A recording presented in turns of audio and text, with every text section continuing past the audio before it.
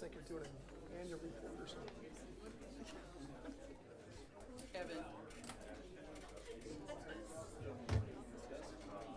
Oh, he's gonna do a praise. Okay, let's call to order this meeting of the Sturgis City Council tonight, July 7th. First item is standing and reciting the Pledge of Allegiance. Please stand with me. I pledge allegiance to the flag of the United States of America and to the republic for which it stands, one nation, under God, indivisible, with liberty and justice for all.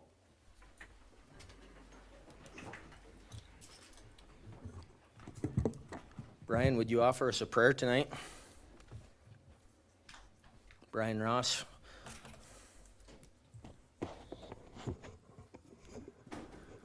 I actually didn't think I was going to pray. I told Bill I was just here for the popcorn, but he switched on me. So let's pray.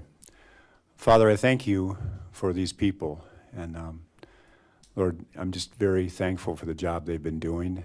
And Lord, you tell us to pray for our leaders that we might lead a quiet and peaceful life. And Lord, I see that these folks are doing such a great job.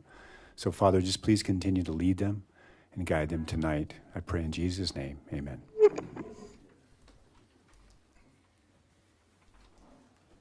Item 3 is approval of the agenda. Is any counselor willing to make a motion to approve the agenda or offer an amendment to the agenda?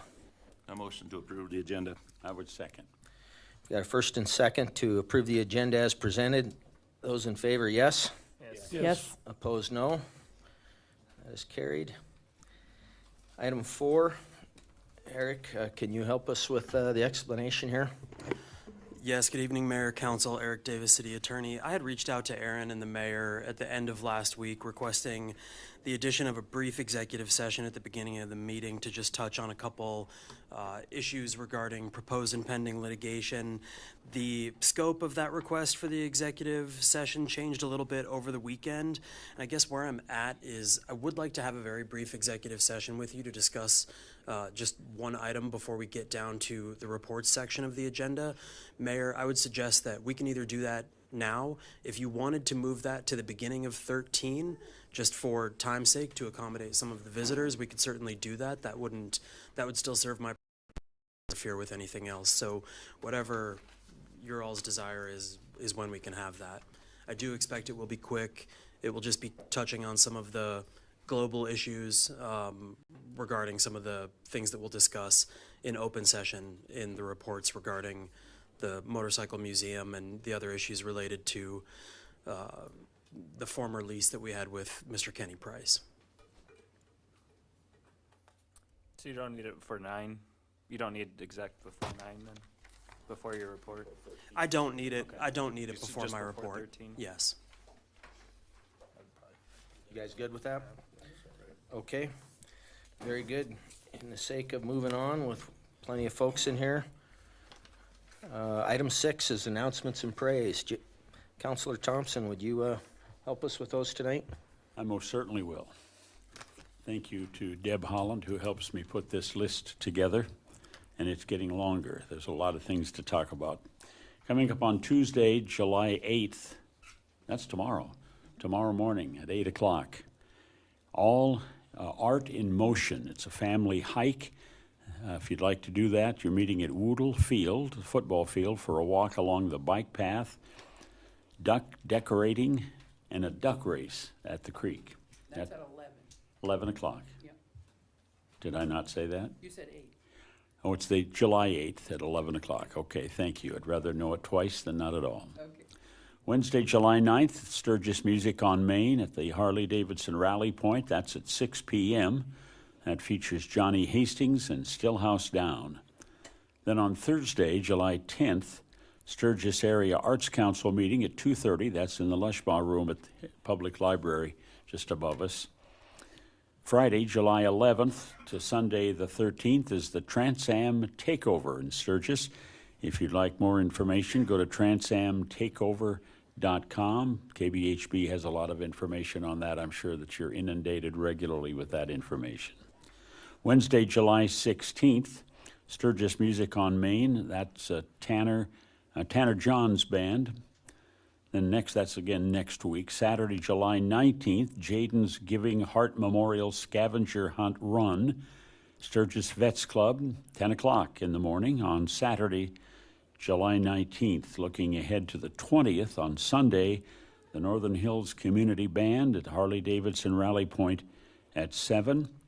And this week, or this month in July, we'll have 3 city council meetings because of the rally. The last July meeting will be the 21st, right here at 6:30 on Monday the 21st. And then the next Monday will actually be the first meeting of August. Am I correct in saying that? And it's right here at the council chambers. That's the first meeting in August is actually July 28th, but for your planning. Also got a note, as I'm sure some of you may have heard from Francie Rubel Alberts. This has to do with the city of Sturgis and support for the My Fair Lady. I thought that was very nice that they put that on, I don't have the dates in front of me, but it was recently. And they, with a contract to use the is it the theater? Is that what we'd call that? My Fair Lady, after 15 days after the performance, they have to give us a report. So here's the report essentially. I'll make it quick. The total income for My Fair Lady through those days of their performances, $15,650. And the total expenses, $10,253, which means they actually had a net income of nearly $5,400. I don't know how many of you got a chance to see it, but it was excellent. And if you had the opportunity, the next time something like that comes around, let them know. That has to do with the Arts Council. Also, I talked to Pat West today, and he reminded us of the law enforcement appreciation. He's the sheriff. They have the barbecue hosted by Sheriff West on Sunday, August 3rd from 4 until 7, and it'll be out at the Liberty lot on the Whitewood Service Road. And I called to ask if I could attend, just how that gets about. The public is welcome. It's being done as an appreciation for law enforcement in general, but if you are not law enforcement, you can attend, and I think it's a donation, but it just, there's a meal and drawings and all of that, and that's going on August 3rd from 4 o'clock until 7, and there's a big gun rally going on at the same time. That's part of the rally at the Liberty lot. So thanks, Pat, for that information. Thank you, Jim. Any other counselors have anything to add to announcements and praise? Anybody from the public have an announcement or praise that they'd like to offer? Thank you. So moving on, item 7 is non-agenda. Yes.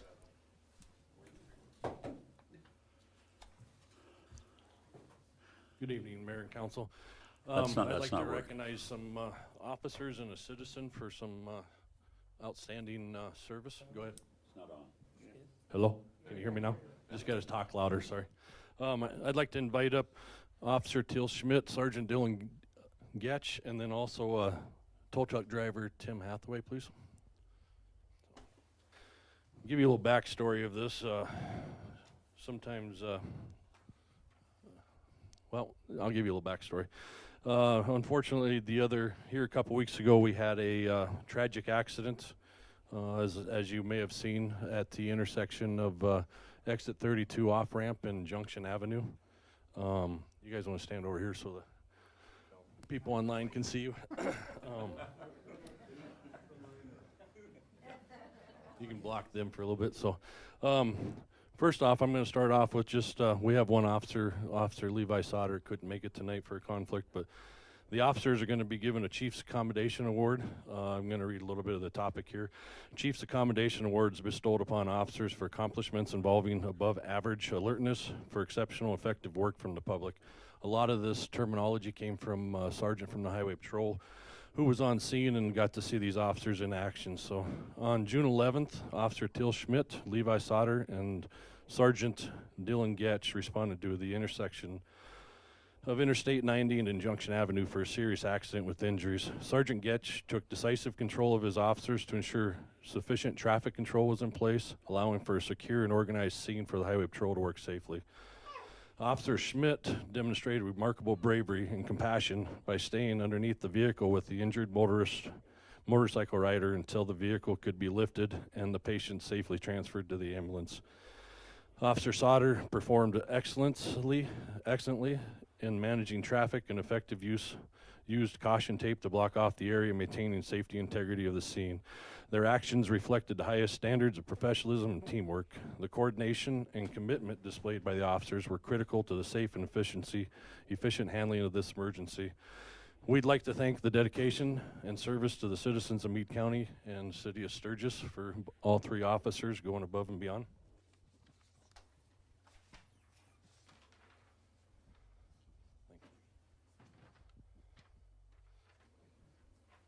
The next award I'm honored to prepare or to present is the Citizen Valor Award. As I stated before, during the accident, the Sturgis Police Department Highway Patrol responded to a serious accident with injuries. The collision involved a motorcyclist and a passenger vehicle. Upon arrival, officers discovered the motorcyclist trapped underneath the vehicle. While officers provided aid to the victim, Trooper James Lynn contacted Plains Towing and requested immediate assistance. Tow truck driver Tim Hathaway from Plains Towing arrived promptly at the scene. Without hesitation, Tim began working to lift the vehicle off the trapped motorcyclist. Thanks to his swift and decisive actions, the victim was successfully extricated and transported by the ambulance to the hospital. To kind of highlight some of the urgency and efficiency of this response, contact was made to Plains Towing at 1:56 p.m. Tim arrived on scene at 2 p.m. and the victim was freed by 2:05 p.m. Although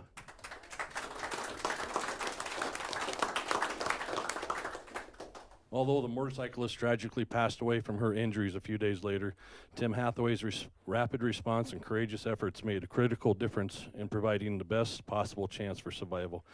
In recognition of his bravery, quick action, and dedication to helping others in time of crisis, we present Tim Hathaway with the Citizen Valor Award.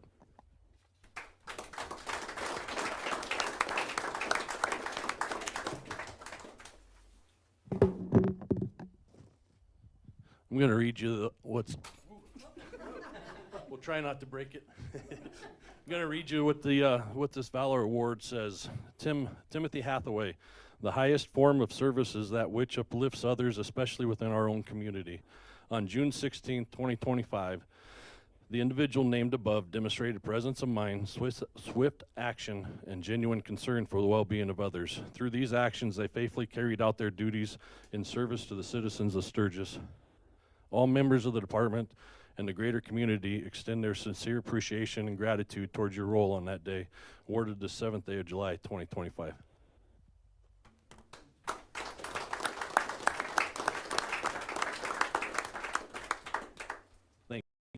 To present these guys these awards. I appreciate the taking time out and let us talk here for a brief minute. Unless you guys want to say anything.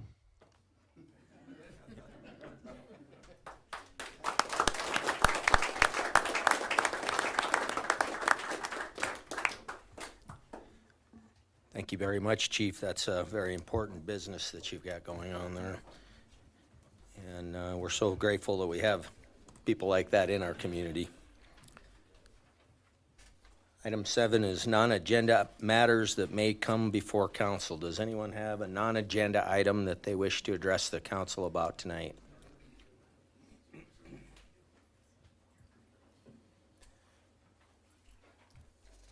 Hearing no non-agenda items, we'll continue on to item 8, informational reports. 8.1 is Black Hills Energy Public Safety Power Shutoff Program presentation.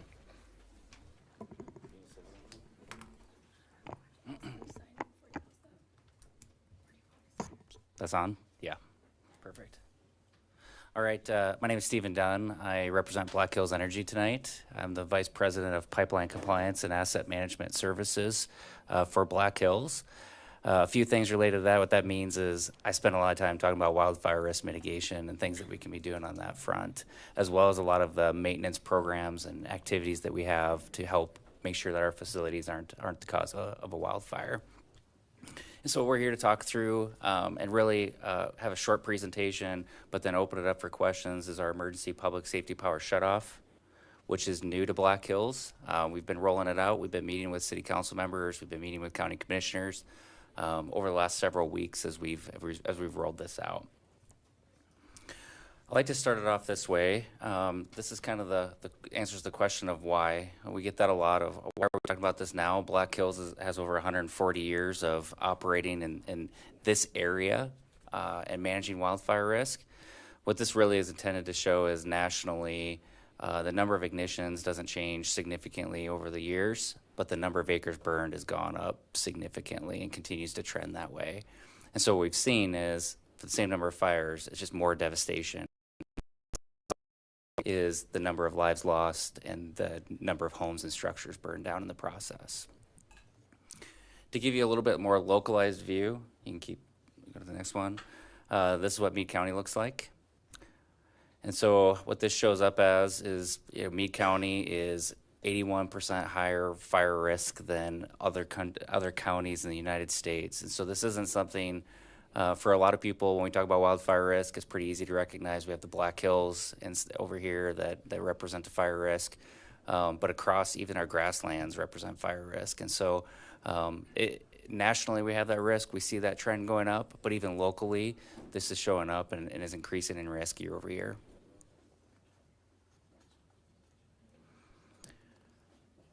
The next thing we have is just a brief video.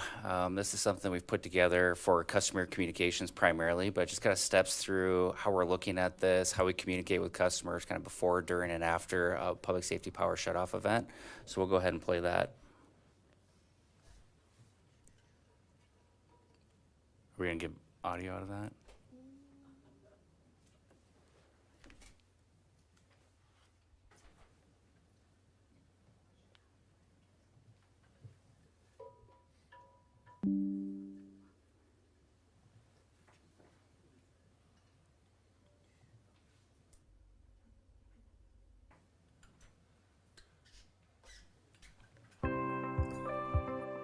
At Black Hills Energy, safety is at the heart of everything we do. You count on us to safely power your homes and businesses, and we take that responsibility very seriously. Being prepared and preventing wildfires is a year-round effort and requires everyone to lend a hand. As part of our overall wildfire mitigation strategy, we are in the process of developing a Public Safety Power Shutoff Program, or PSPS for short. A public safety power shutoff is a last resort safety measure where we may selectively and proactively turn off power to high-risk fire areas when weather conditions create an elevated risk of wildfire. We recognize that shutting off power, even to reduce wildfire risks, has broad impacts across the community. We'll do our best to keep our customers and communities informed before, during, and after a public safety power shutoff event through phone calls, emails, text messages, social media, media outlets, and our website. But if conditions are suddenly hazardous, we may have to shut off power with little or no notice. Please make sure your account information is up to date to receive these notifications. Once weather conditions have improved, our crews will begin the restoration process. If a power line is proactively de-energized during a public safety power shutoff, Black Hills Energy will not turn the power back on until conditions improve and crews have inspected power lines. This process may result in outages lasting a few hours or a few days. Help us by doing your part and being prepared. Have an emergency plan and kit ready in the event of a safety outage. If you depend on electrically powered medical equipment, it's crucial that you have a backup plan in place. Keep your contact information up to date so we can keep you informed before, during, and after a public safety power shutoff. Together, we can all take proactive measures to help prevent wildfires and keep our communities safe.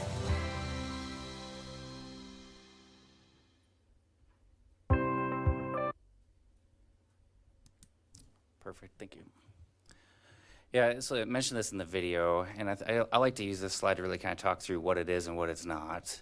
What it is very selectively where we have areas that represent the most significant wildfire risk on the worst and really bad environmental conditions. That's what we're talking about, is we would proactively de-energize, including customer service, service to a person's home potentially, as part of that. And then it did step through this as well. We can de-energize those facilities, work through and let the environmental conditions change, and then we come back and we have to patrol those lines because we lose that situational awareness that comes as part of operating our system. So a few things related to this. We're going to use the same drivers that other utilities across the utility industry use, which are wind gust speeds and relative humidity. Those are same types of considerations that are used by the Weather Service, National Weather Service up there, with red flag warnings. And if you're familiar with those red flag warnings, that happens that's pretty common occurrence. What we're talking about with public safety power shutoffs is taking that up quite a few levels. And so it's not, what it doesn't mean is that every time we see a red flag day, that means we'd be shutting power off to some of our customers.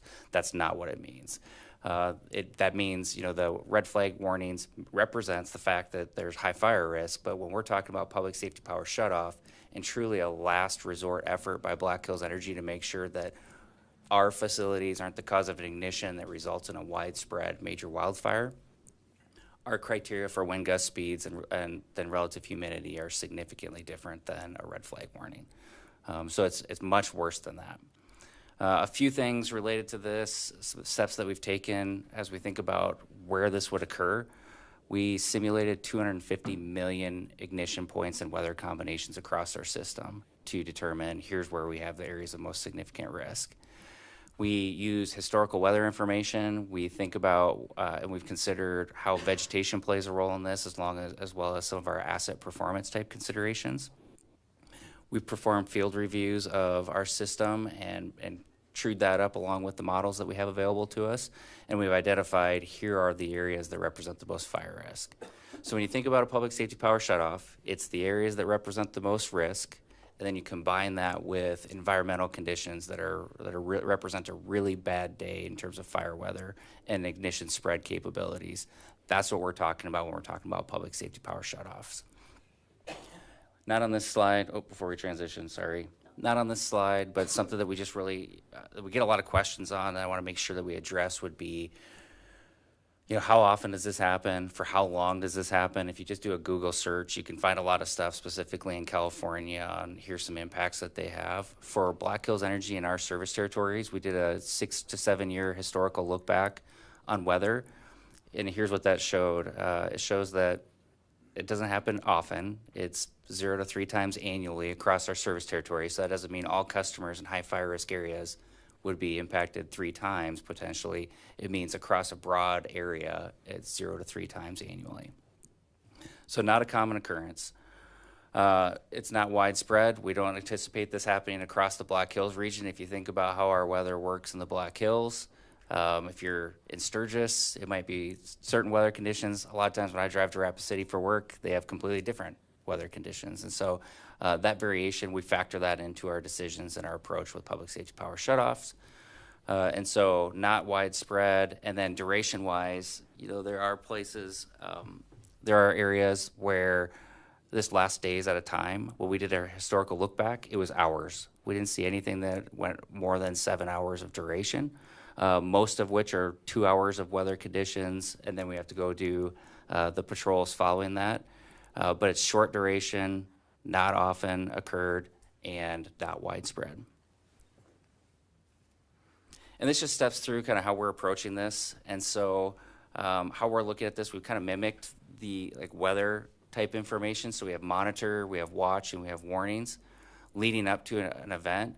The video demonstrated this or talked about this, but we're communicating with customers throughout that entire process. So when we start going from a monitor into a watch, there'll be information shared. When we transition from a watch into a warning, information is going to be shared all the way through restorations, or restoration efforts. So that's what we had prepared for today, but definitely open it up for any questions that you guys may have. Thank you, Steve. Definitely, you've been making the tour through we different have. communities and seen lots of the questions that have come there myself. Yep. I have a couple questions, but I'll let council just come up with their pieces first. Jim, what's your? Just a question to clarify, you said there was 81% greater in Meade County, and what was the? Compared to other counties across the United States. So Like ours or just other counties? other counties is how that data set is represented.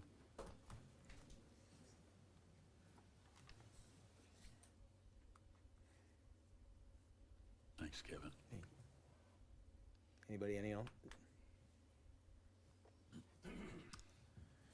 Steve, this is a tough thing. Obviously, you've probably come around and, oh my gosh, the sky is falling and how are you going to save this? But I mean, we understand that there's wildfire risk and you're trying to manage things and also try and keep our rates low as part of it and save lives. Yep. You know, the first question is, you know, when the power generally goes out, it's an act of God. The wind is blowing, the tree fell down, the snowstorm came through or whatever, but this is proactive. So, you know, this might have a different level of liability. I mean, obviously, we're talking about preparing for the 85th Sturgis Motorcycle Rally. Imagine all of our traffic lights going down during the motorcycle rally. You know, it's a good thing that we got a super solid team of public safety professionals, but they could never manage that. How can you help us win through this if it's 3 times annually? We're right by the map you showed, we're ground zero for the Black Hills as far as high fire risk. So, you know, it'd be kind of safe to assume that we might be on the higher than 3 times a year on that. Go ahead. I don't want to. Well, I was just trying to fit. We do have some critical infrastructure that really doesn't make. There's no reasonable way out to provide generators and battery backups and those sorts of things, and the cost. I mean, obviously, we are working with limited funds, and you know, trying to pull that together. Additionally, the push. I mean, as hard as we say that we're going to be prepared, I mean, we have residents that are on oxygen concentrators and stuff that, you know, our EMS system will be delivering oxygen bottles, and we'll see the load that comes from that. And how should we be making moves, and what resources can we work with to try and come out of this? Yeah, there's a couple things that come to mind, and if I don't answer your question, hold me to it. But first thing is, and I didn't mention it on here, time of year is also really impactful. So when we look at the historical weather, when this happens most frequently is actually the shoulder months of the year. So it'd be October, November, February, March timeframe, which is counterintuitive for most people. You think it's going to happen July, August because of the heat. But to get the wind gust speeds and those low relative humidities, that's not when it happens. It happens in the winter months.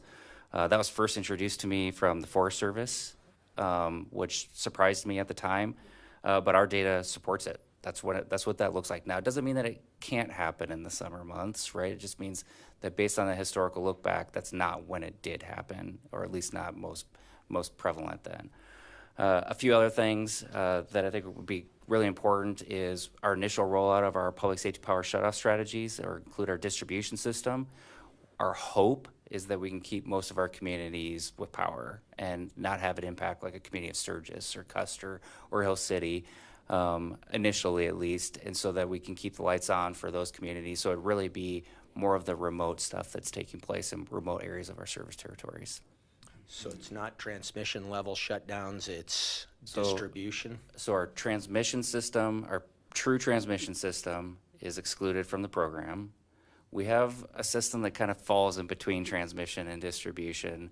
We're not rolling that out initially as part of our rollout of our public safety power shutoff. So that's the one that would be more impactful regionally.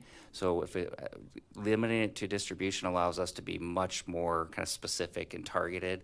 As we think about it's called sub-transmission system, the in-between, we're going to spend more time. We need more time thinking about what are those impacts going to be? How do we get communities to a place where that makes sense and they're able to manage through that a little bit differently? But we are not doing that as part of our initial rollout of the program.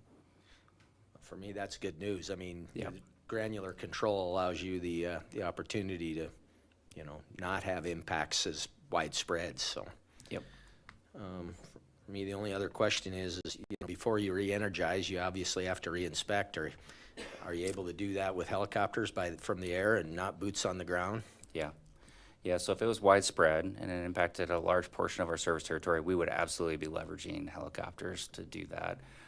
My view, we have very strong reliability, service reliability performance at Black Hills Energy. We're top quartile across the country. I would say restoration activities is where we're at our best. We're very good at that. Our teams do a great job.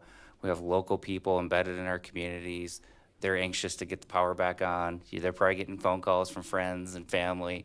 I feel like this is something we're very good at, and it's the same approach here. So it doesn't mean we have to patrol everything before we start turning the lights on. It would be, we'd patrol a section of it, get that back on, patrol another section, and we typically prioritize that based on critical customers and customer counts is how we handle that today. But I feel like that's an area that we really perform well in. Outstanding. Well, you certainly answered my questions. I like to hear the not transmission level portion of it, because I think that gives us more optimism that maybe it won't be us. Yep. Even though we're in the hot seat, I guess, of Meade County, 81% over average.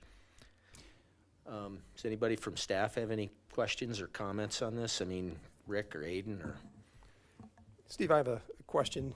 Kind of goes back to when the mayor was talking about the rally. I understand that it's more in the shoulder season, probably not in August, but it's possible. So does that, with the rally, with 100,000 people up here in the northern part of the Black Hills, does that factor into the decision-making process as you're going through those different stages? And, because you're trying to prevent bad things, but you don't want the preventive of the bad thing to create even a worse bad thing. Yeah. And particularly during the rally, when you got so many people here in the area, that if you did lose power for a period of time, there could be, some unintended consequences. There probably would be. Yeah, I would describe it this way. It doesn't factor into our decision-making process. It would factor into our planning process. So we'd be looking at, because that certainly comes up on the Black Hills Energy side of, well, what about the rally? We're very much aware of that for South Dakota. What would that look like? And so as we think about different projects that we could do to help minimize those impacts, really think about how do we get through something like that without being overly impactful. That's where that would show up. But in pure decision-making of a public safety power shutoff, it doesn't factor in, how difficult would that be or how challenging that would be from that standpoint. Well, it'd be interesting to see the planning side of it too, to understand, because when I think about planning, you're kind of looking at all the different consequences and trying to see, maybe what those impacts are. So maybe at some point I wouldn't mind just look at that planning aspects of just kind of see what that looks like when we're talking about, again, we're, 900,000 in the whole state, and then during that time frame, we grow by, a factor of 50% all in this area. But Yep. okay, Rick. Do you have any questions or anything you want to? I guess my only comment would just be to make sure that the right people get notified. We talked about the account holder, which is the city of Sturgis, but we have many different users within that. Again, the more advanced notice I can get, or Aiden can get, or Jody can get, the more we can be prepared. Yep. So Steve, where are you at in the deployment of the, PSPS plan? Yeah. Yeah, just very recently, I would say we have the framework in place, or we have the framework in place today. So and that's very, very recent. So if those conditions were met going forward, we'd be starting to notice people and then talking through that at this point. So if conditions were present, this process could take place this calendar year. Correct.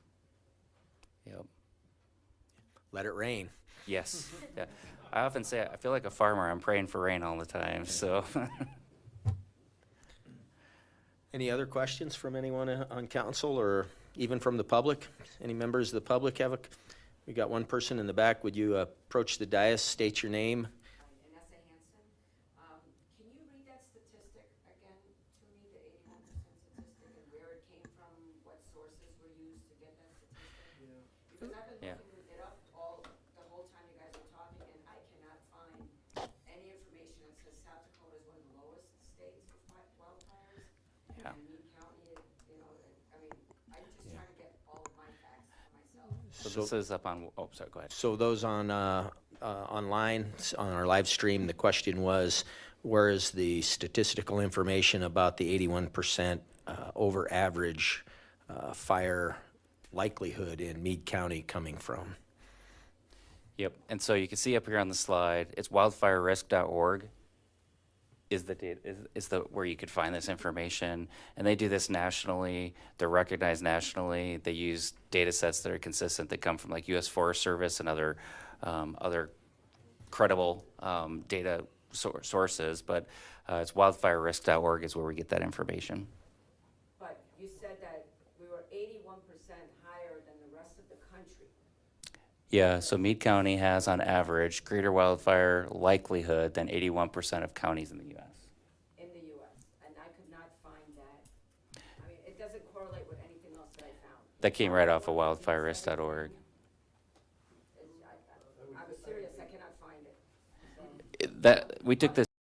wildfirerisk.org. I looked on other websites, weather.org and all the other, and it's not correlating to what you're saying. This I is a guess that was like more than, I guess, if we're as a resident, if we're going to spend a lot of money with this infrastructure, and if we're going to, one, is it gonna be underground, where are you gonna put all this, you know?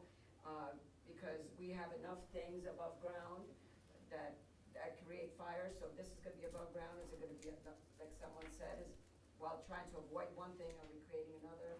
And also, if we're gonna do this, you can't just take one website or one statistic. I wanna see more, I wanna Yeah. see more resources that actually back this up. So, yeah, so I appreciate the question. So a few things. This just references fire risk in our area, right? We didn't use this information to build our risk profiles at Black Hills Energy. We simulated 250 million ignition points to say where do we have high fire risk. So we didn't just take data from wildfirerisk.org and plop that in and say that's what we're going to move forward with. We've done our own assessments with consultants that do this for a living. This is what they do. And so, yes, well, what I would say is we are going to produce some form or fashion of that on our externally facing website. That will be coming. You'll see the high fire risk areas. Thank you, Jody.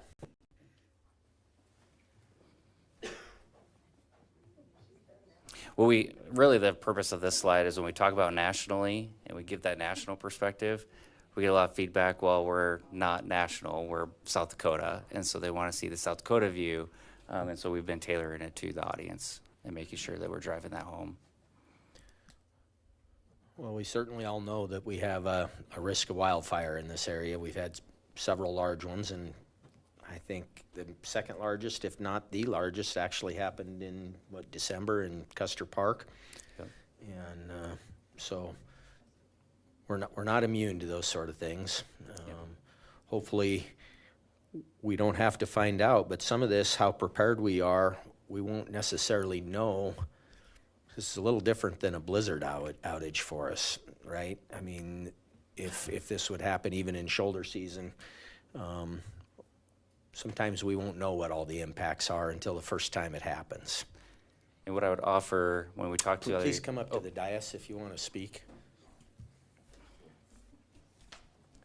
I guess my next question is, what is the cost of this? What is it gonna cost? So, go ahead.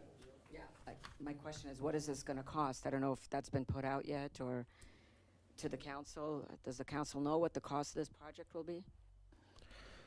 Well, it's a preemptive turning of the electrical services off, so in a Correct. perfect world, we shouldn't have any costs.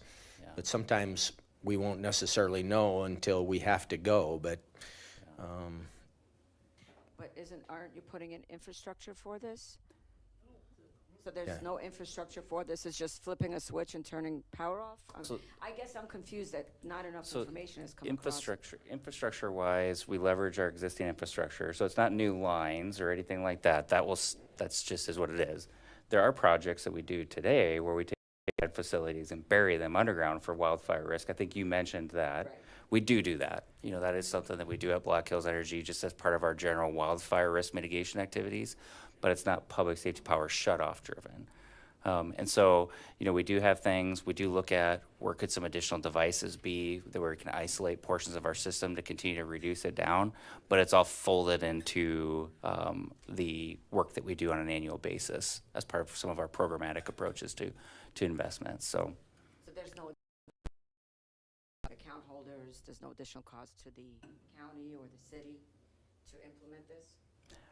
I would say that the costs are similar. They're the same as when we're our normal operating costs. I mean, we're making capital investments all the time. We have expenses that are taking place all the time that support all of these things. But specific to, do we have anything out of maybe normal course of business?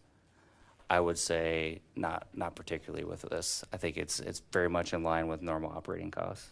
Okay, so for instance, my bill won't go up because of this, as a resident? Your bill reflects all of our investments we make no matter what, and so it's consistent with what you've seen historically.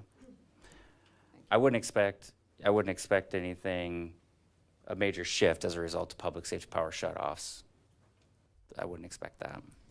And I think a comment I made there might have led to the infrastructure piece, because if we're seeing three shutoffs a year, we might have something we want to try and make an adjustment to, and make more resilient. But at this point, we're gonna figure it out as it goes. Yeah. So what we've been doing at Black Hills Energy, what we believe it's our commitment and our responsibility is to educate people on here's what to expect, at least to the extent that we can. Can't predict the weather in the future, right? But we could say historically, here's how often this happened. Here's how long it took, how long it occurred.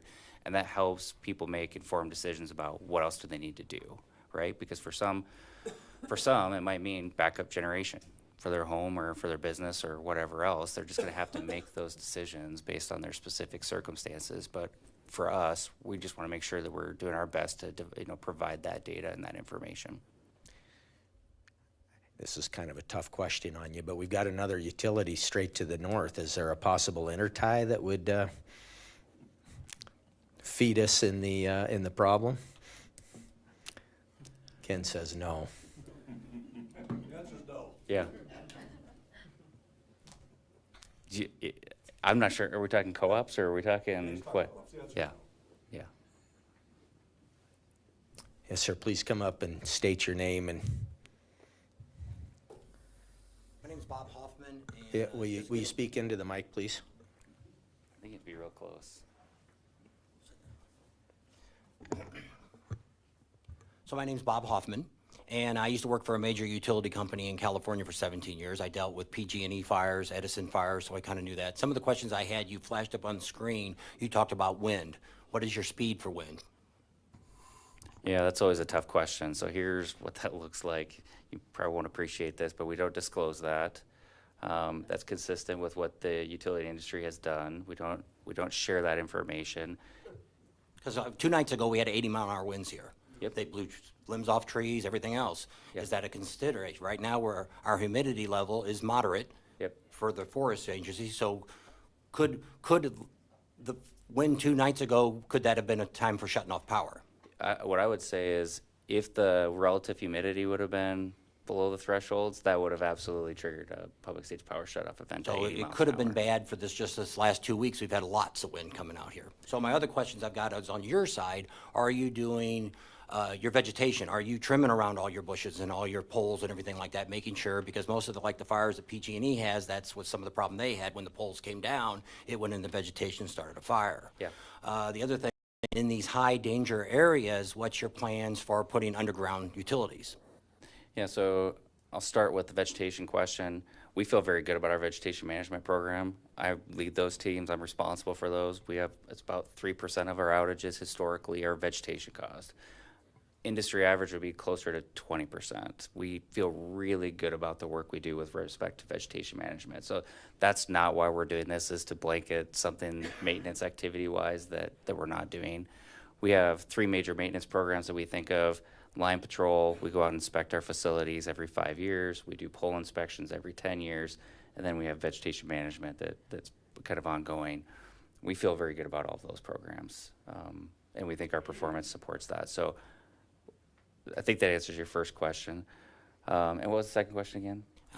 Was about underground utilities, because that's some of the problems we've seen, like in California. There's lines that should have been high risk that should have been taken underground to avoid fire issues. Yeah, so I mentioned this. We do have projects where we take overhead lines and bury them. For sure, like new developments, things like that, that's typically underground. How I would describe it is that's not feasible everywhere. There's a price tag that comes along with that, and so there's a balancing act of, how do we reduce risk while managing customer bills at the same time. So what we haven't done is proposed anything where we say we're going to bury all of our facilities in high fire risk areas. We have not taken a step like that. I think the other thing that would be good for the city would be to see a map of your shutoff areas. Because if there's something up here in the hills, that may not even affect the city at all, for instance. So I don't know what, without showing a map of what your shutoff areas are, it's hard to say, what's it going to be? Could it be something that's just outside of town, which may end up turning the whole town off? Yep. Yeah, so a few things related to that. We're working really hard. We've made some updates to kind of our planning, specifically things like that sub-transmission and excluding that as part of our initial rollout. And so we're working really hard to produce customer impact maps that we'll have out on our website so that you can go out there and look at that and see exactly what we're talking about with those zones. So I did just a quick check. It looks like over the last couple of years, there's been about 206 lightning strikes. Have you had, in the last 5 years, have you had any lines that have caused a fire? Yeah, we don't talk through, for litigation purposes, we don't go through that. We're not going to engage in a conversation about that. That's something the city might want to look into, because with your lawyer side, you could do stuff like that just to find out. Not saying there's anything wrong with their utilities, but if, for instance, if they're not taking care of it just because they say they are, you might want to go to the Public Utility Commission and see what's going on just for your benefit as the city. That's it. Thank you, Bob. Yeah, can I respond to Yes. that a little bit? Again, we feel really good about our maintenance programs. We feel like top quartile reliability. I think all of those performance indices, they represent the commitment that Black Hills has to wildfire risk mitigation. What I will say is we operate a system that has exposed electrical wires, right? There's risks to that we have only so much control of. And this is an example that I throw out there, but things like birds. We can't prevent birds from landing on our stuff. There's steps you can take, but to do that across everything would be very difficult and very expensive. When a bird gets electrocuted, it falls to the ground, it can cause an ignition. So there's things like that are beyond our control that don't represent anything about how we operate our system. And what we're really saying is what could be just a small burn area and maybe not even an ignition when we get there and patrol those facilities. What's the difference between that and minimizing it to that versus having that be a widespread wildfire? It's wind gust speeds and relative humidity. That's what plays a role in that. So how do we keep things that are today maybe small thermal events, we call them, or heat events, and prevent that from being something more widespread and more impactful ultimately?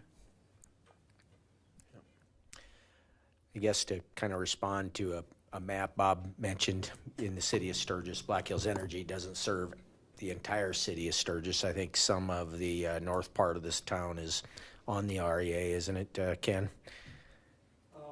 Just like the new development going up the dump road, Yeah, just that small area. Yeah. Yeah, okay, thank you. Yep. So there's a small part on the northwest corner of the community that's under a different utility that isn't part of the PSPS. I almost made a slip up that you could have really.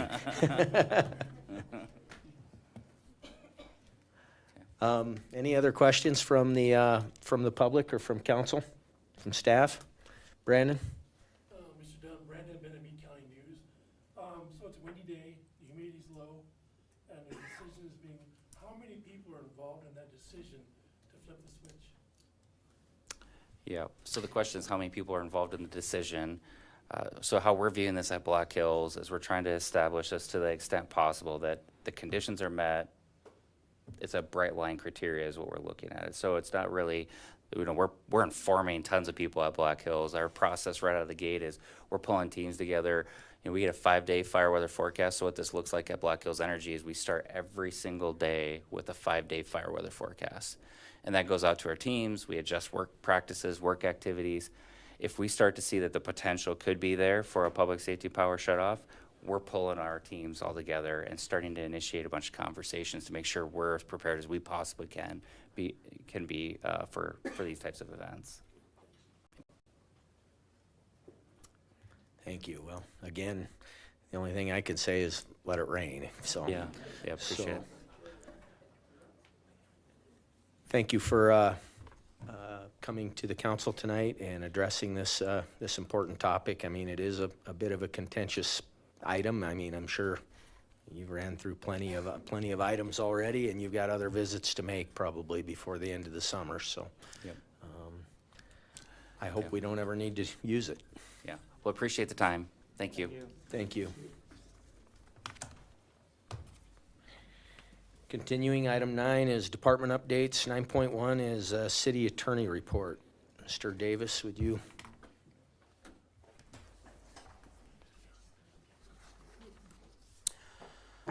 Good evening, Mayor, Council. Eric Davis, City Attorney.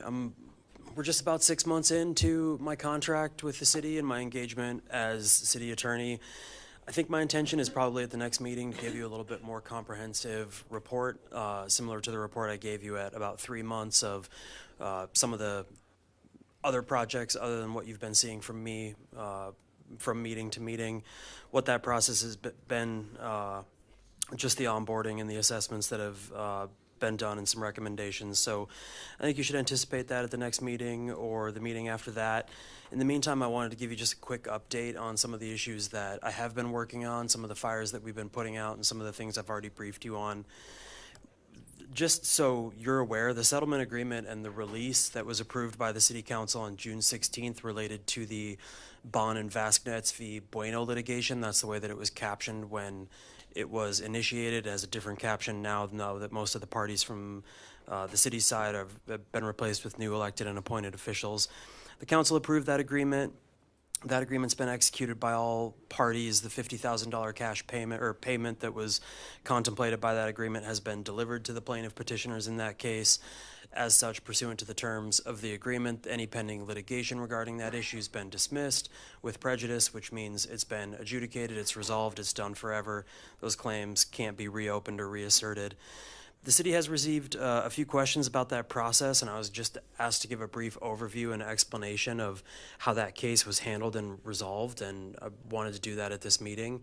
I think you all are aware, but for the benefit of the public, the city, along with about 400 other local government entities, governmental subdivisions in the state of South Dakota, have insurance coverage, tort liability coverage through the South Dakota Public Assurance Alliance.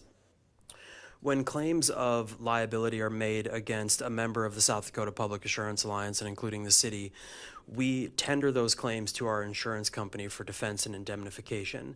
Just an example, there's lots of ways that someone may assert a liability claim against the city,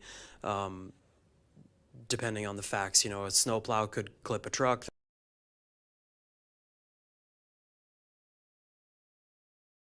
To the city's insurance company.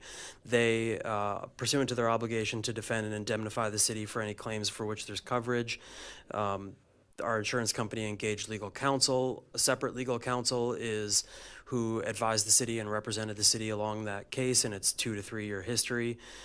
They're also the firm that negotiated the settlement with the plaintiff petitioners and their counsel.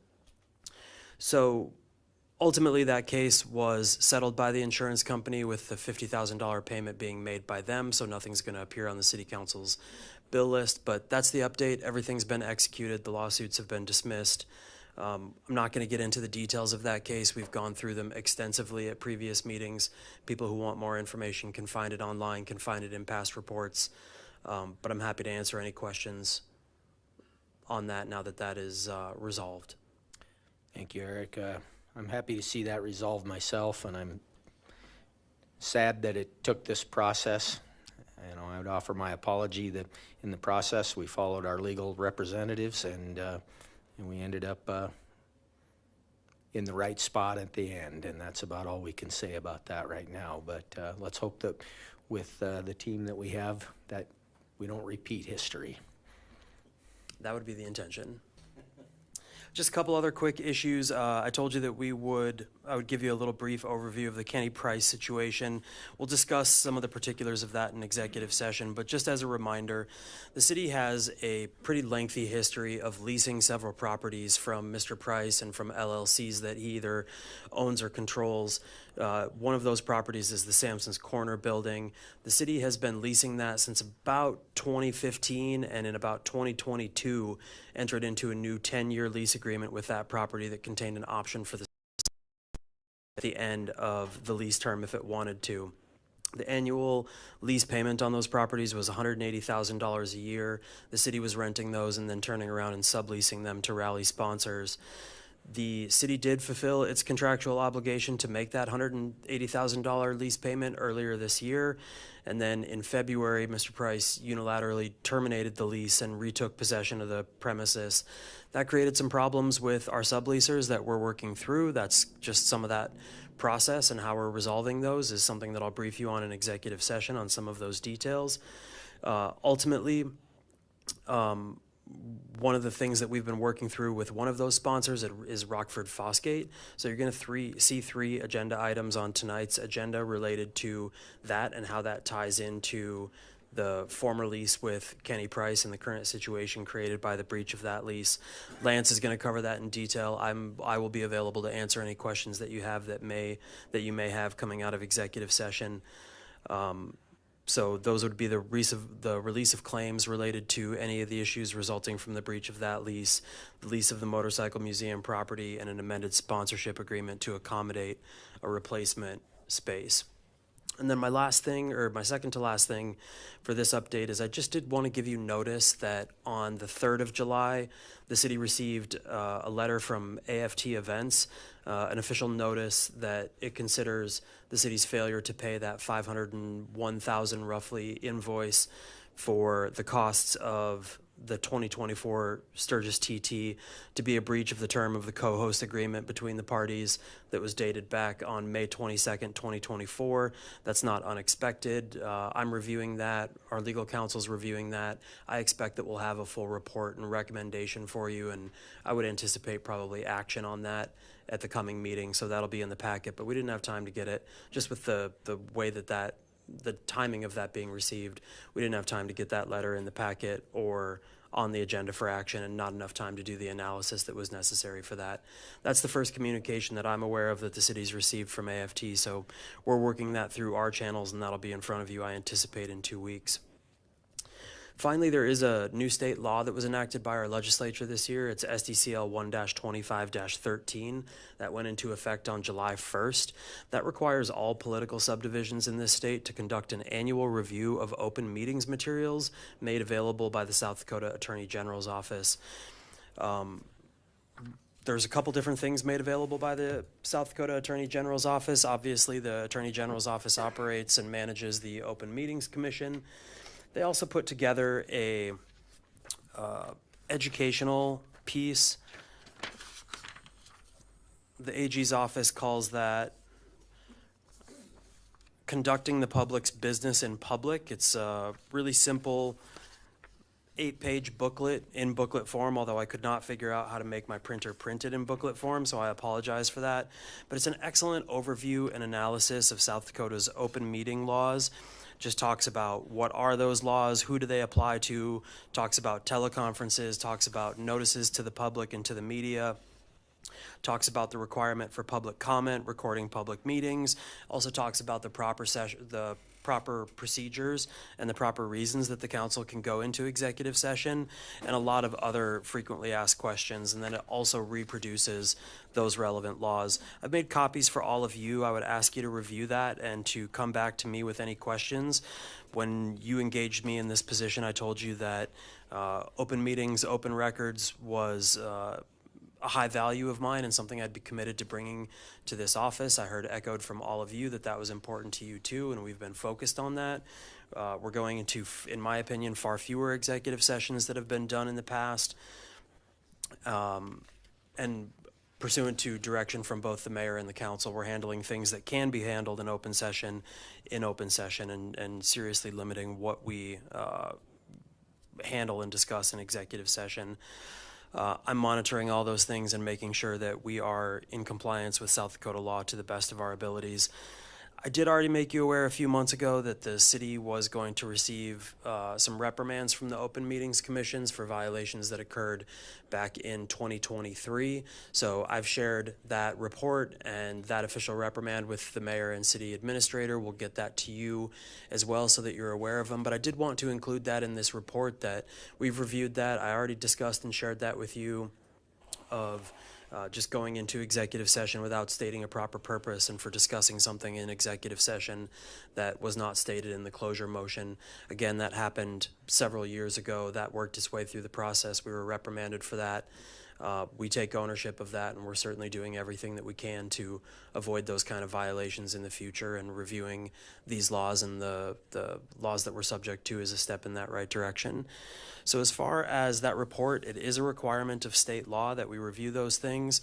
I would just ask someone to make a motion acknowledging that we've conducted that report for this year, and that will conclude my report at this time. I'm happy to answer any questions. Thank you, Eric. Good move by us to get it. I mean, it's the 6th of July. We're going to get this covered. We're sad that we had the violation from a few years ago, but we're going to do the best we can to make sure that we don't repeat that history. Correct. Anybody have a comment or willing to make a motion to acknowledge the open meeting review? Yeah, how do we word the motion that we, Acknowledge the, Move to acknowledge completion of the annual review of South Dakota's open meeting laws. I'll make a motion to that effect. I'll second it. we got a first by Mark, a second by Jim to acknowledge the open meeting law annual review. Those in favor state yes. Yes. Those opposed, no. That motion carried unanimously. Thank you, Eric. Item 9.2, our ambulance update from our ambulance director, Aiden Schilling. Thank you. Aiden, did I pronounce your last name right? Schilling. Schilling. It's all right. Council, Mayor? Oh, man. Oh, there we go. Oh. Hey, I apologize. I have a face for radio and a voice for silent film. So, I would like to present just a quick update. I know time is pretty tight. So, current staffing, we are completely staffed. I have 10 full-time people, 20 part-time staffed as we exist now. You guys will talk about an agenda item to give me some more part-time help a little later in the evening. And that'll be very beneficial on the transportation side, taking transports from this hospital to other hospitals as we need. So the rally, everybody wants to know if we're staffed for the rally. The long answer is yes. The short answer is we've changed it, how we've done it in the last few years. We have multiple ambulance crews scheduled throughout a 24-hour period with staggered start times strategically aligned to project peak demand and ensure optimal coverage and responsiveness. That's a big fancy word for saying we're going to start crews throughout the day to provide better coverage when we think we need it most based off historical data over the last 5 years. Staff is going to structure the rally operations around the normal day-to-day. We're still going to have to do the normal day-to-day 911 calls that would come in any way, slips, trips, falls, things like that. Operational changes, I would say the biggest one we've had since you guys invited me to help manage this place is billing and budgeting. One of the most significant challenges is to maintain an enterprise budget. For those who don't know, an enterprise budget is a budget that's funded with fees and charges rather than taxes. theoretically, it should be self-sufficient. I've never worked for an ambulance service in the last 29 years that did not operate in the black.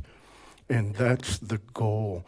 And one of the things we looked at to get there, in recent years, we've operated in a deficit. We're operating in the red, prompting us to take operational funds from the city, host fundraising events, just anything we can do to try to survive.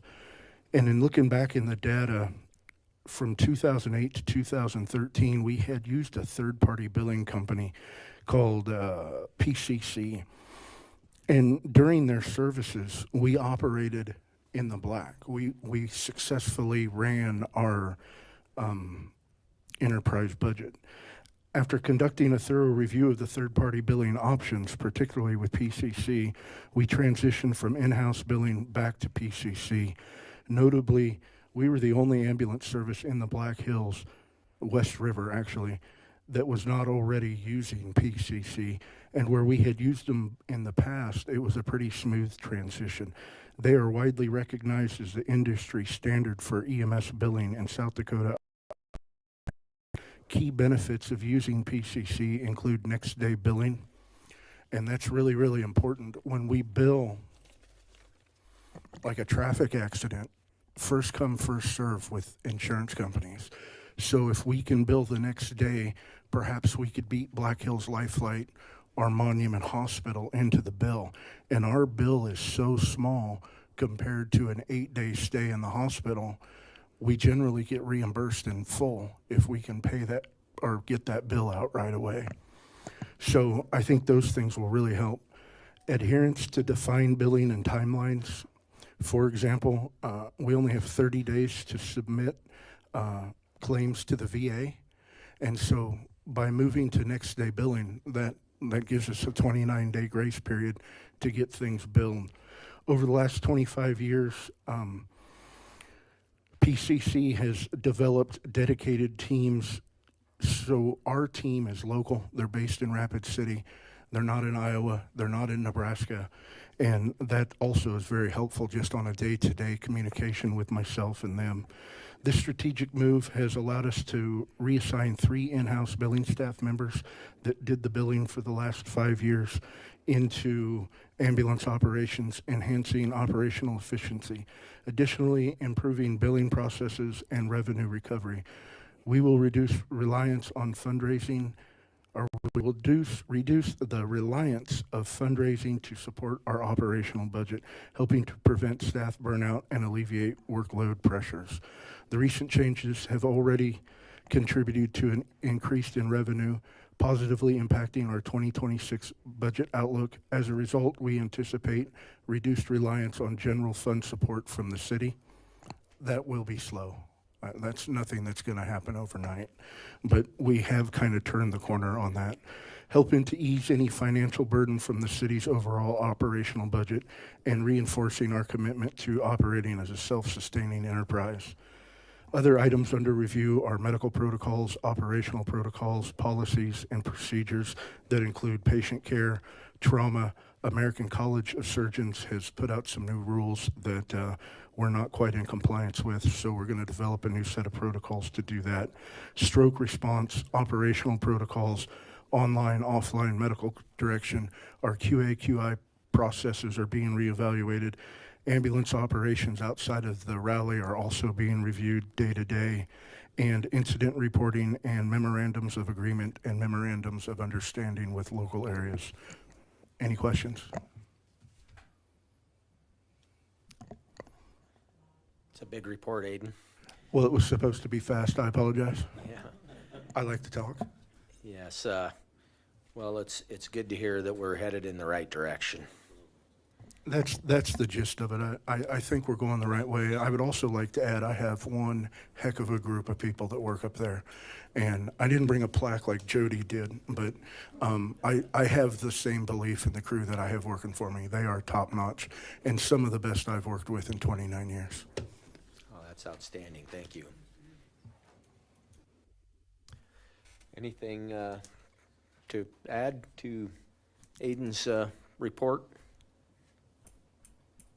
Thank you, Aiden. Item 10 is the mayor's report. Everything is payroll related on the report here. We do have a couple volunteers.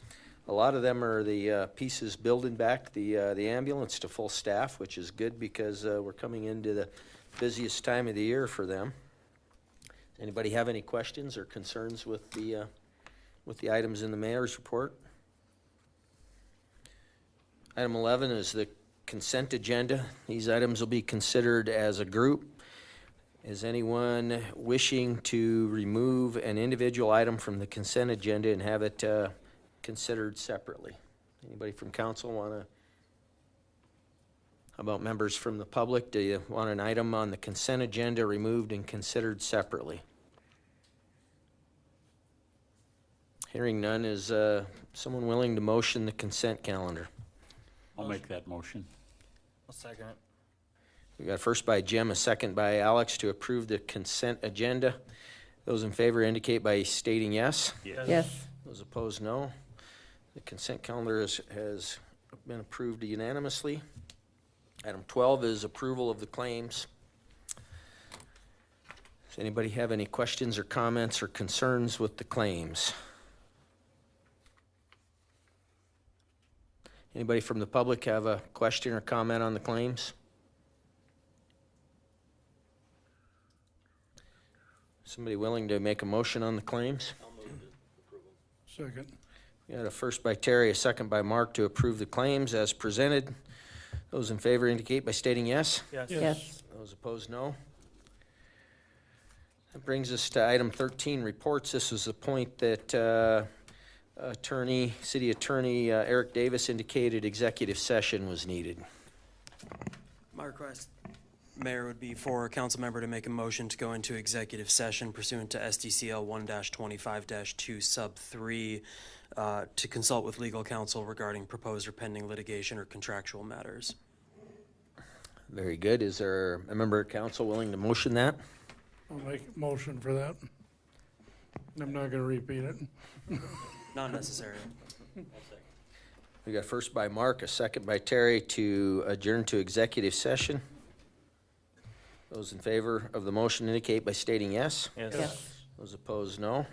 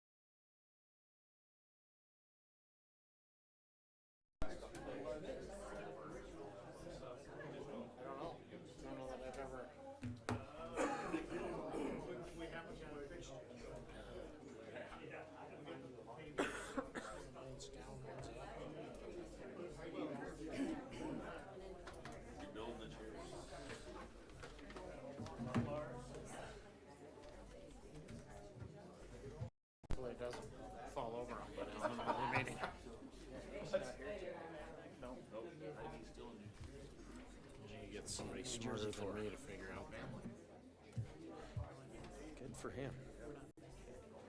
Not back yet. How long? Still waiting. Probably a minute.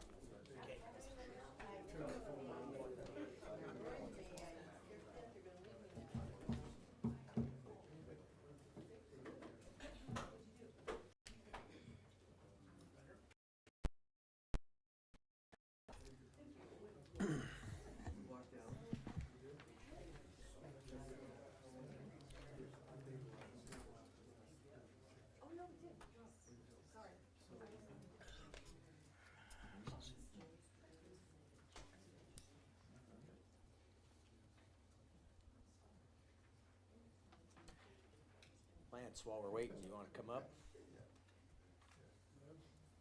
Lance? He's concentrating. Okay. Lance, could you come up, please? All right, we're back from executive session. Is there a motion to exit executive session? I'll make that motion. Second. First by Ruth, the second by Mark to exit executive session. Those in favor indicate by stating yes. Yes. Those opposed, no. We are back in regular session. Item 13.1 is consideration to approve the 2025 property lease agreement with the Sturgis Motorcycle Museum and Hall of Fame. Good evening, Mayor and Council, and thank you. Yes, this is the lease that Attorney Davis spoke of earlier to accommodate Rockford Fosgate with the substitute property during the rally this year. It's a short-term lease, again, specifically for the rally period. Very good, and you picked up a couple extra people possibly in that. We will, that's correct. We'll have sublessees in there as well. Yeah. Any questions or comments from council? Is there someone willing to motion item 13.1, the lease with the motorcycle museum? Motion to approve. I'll second. First by Alex, a second by Ruth to approve that lease with the motorcycle museum. Those in favor indicate by stating yes. Yes. Those opposed, no.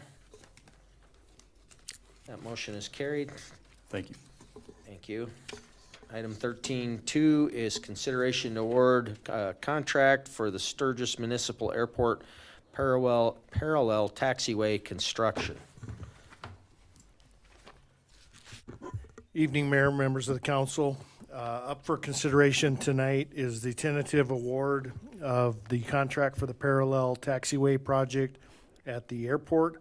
This is Airport Improvement Project number 3-46-0054-24 and 3-46-0054-2525.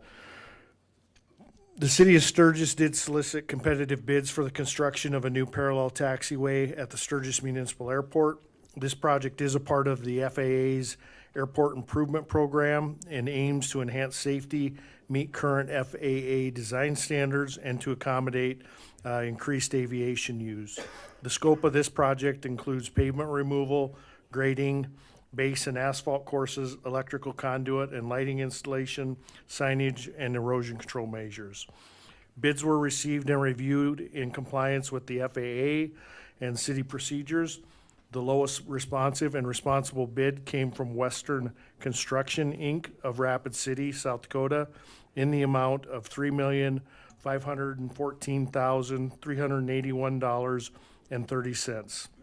This was covering the base bid, alternate bid schedule 1 for the electrical, and alternate bid schedule number 3 for the asphalt paving.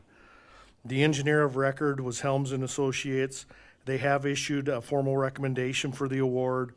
Western Construction met all requirements, including the DBA goal of 3.5%. They were actually achieving 4.84% participation. Eligibility for the federal funding has been confirmed through sam.gov. The funding for this project, that total $3,514,381.30, is broke down as the FAA share is 95%. The state share is 2.5% through the South Dakota Department of Transportation, and the local match is 2.5 percent. The award is contingent upon receipt of the FAA grant offers, and staff does recommend a tentative award of the contract to Western Construction, Inc. in the amount of $3,514,381.30.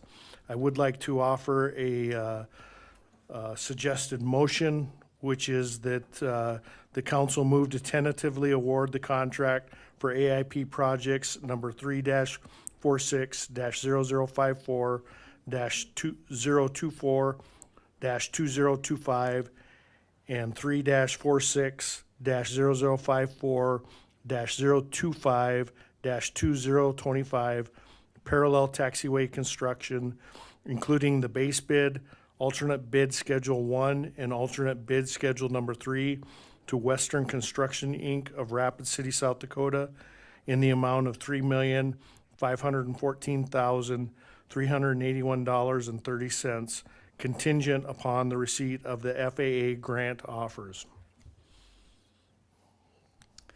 Thank you, Rick. One question I have is, how did that come in compared to the engineer's estimate? It was lower than the engineer's estimate, and that information is contained in the packet. Gotcha. With that, I would motion to approve. And I will second. We got a first by Tony, a second by Jim to approve that very lengthy motion that Rick made. Yes. Sorry, that, it has to be that, Yeah, that has to be the motion. You agree to that? Yes. All right. Any further discussion? Those in favor of the motion indicate by stating yes. Yes. Those opposed, no. Motion is carried. Thank you, Rick. The next is you as well. Consideration to award contract for the GA Terminal Remodel Project. Correct. Second on this is the tentative award of the contract for the General Aviation Terminal Remodel Project. That is AIP project number 3-46-0054-023-2025. Again, the City of Sturgis solicited bids for the remodel of the General Aviation Terminal at the Sturgis Municipal Airport.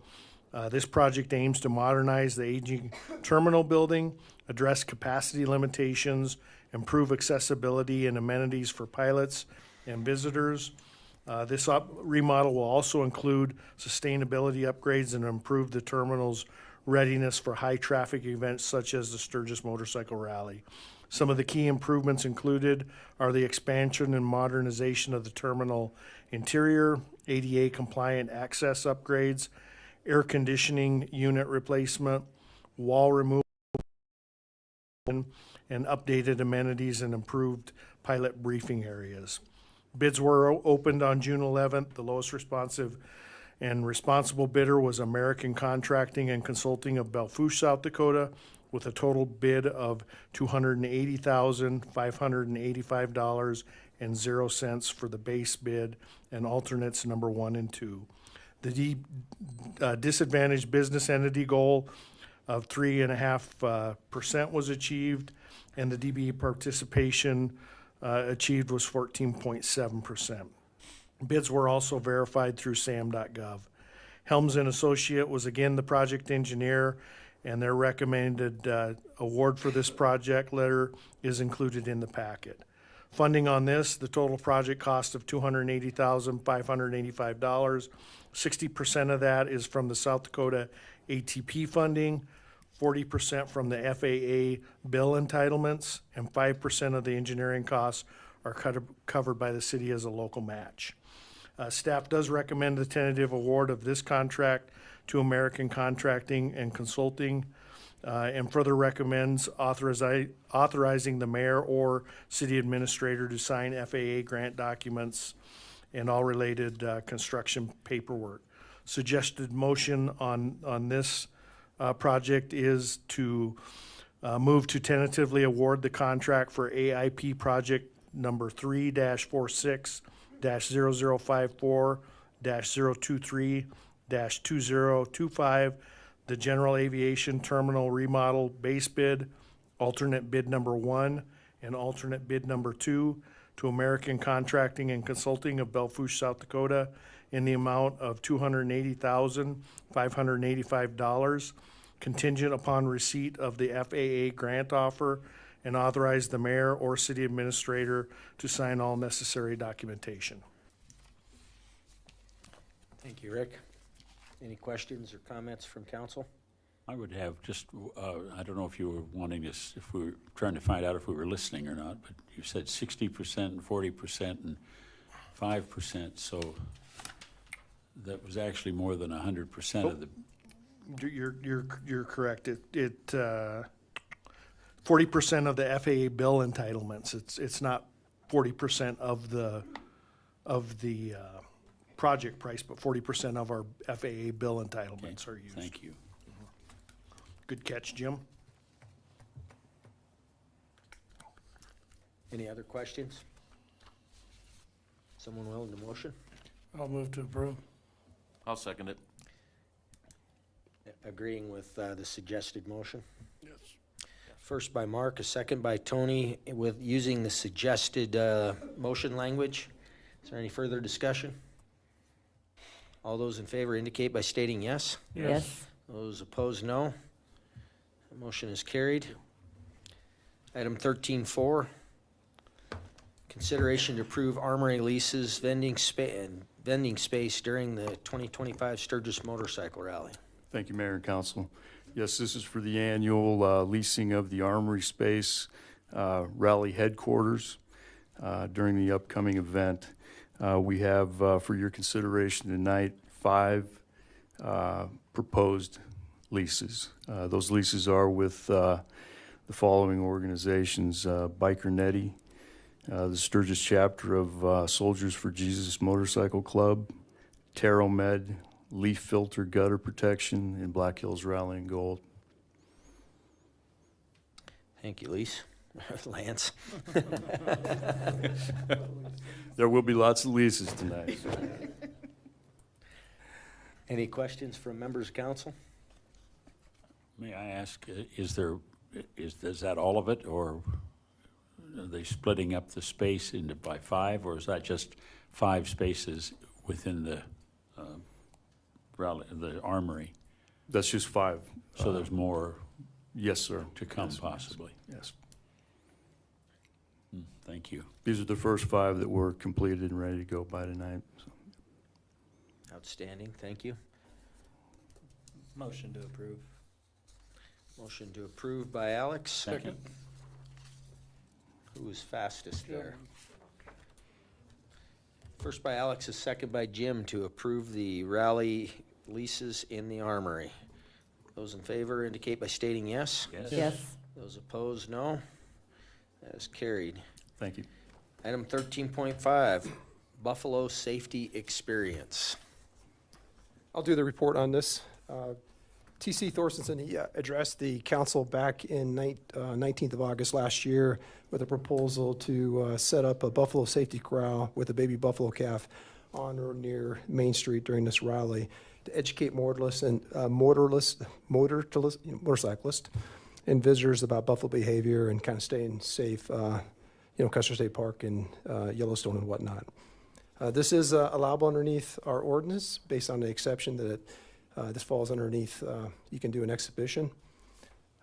From a staff perspective, our recommendation, I've socialized this with TC, is that, to kind of meet them part way, is not to support the calf and setting up a corral during the 85th for this year on or near Main Street, but have him use a space in the armory without the calf to be able to help educate people on the behaviors of buffalo, and to consider maybe next year, the 86th, when maybe has a little bit more time to maybe look at some locations and maybe mitigate some of the concerns that we might have.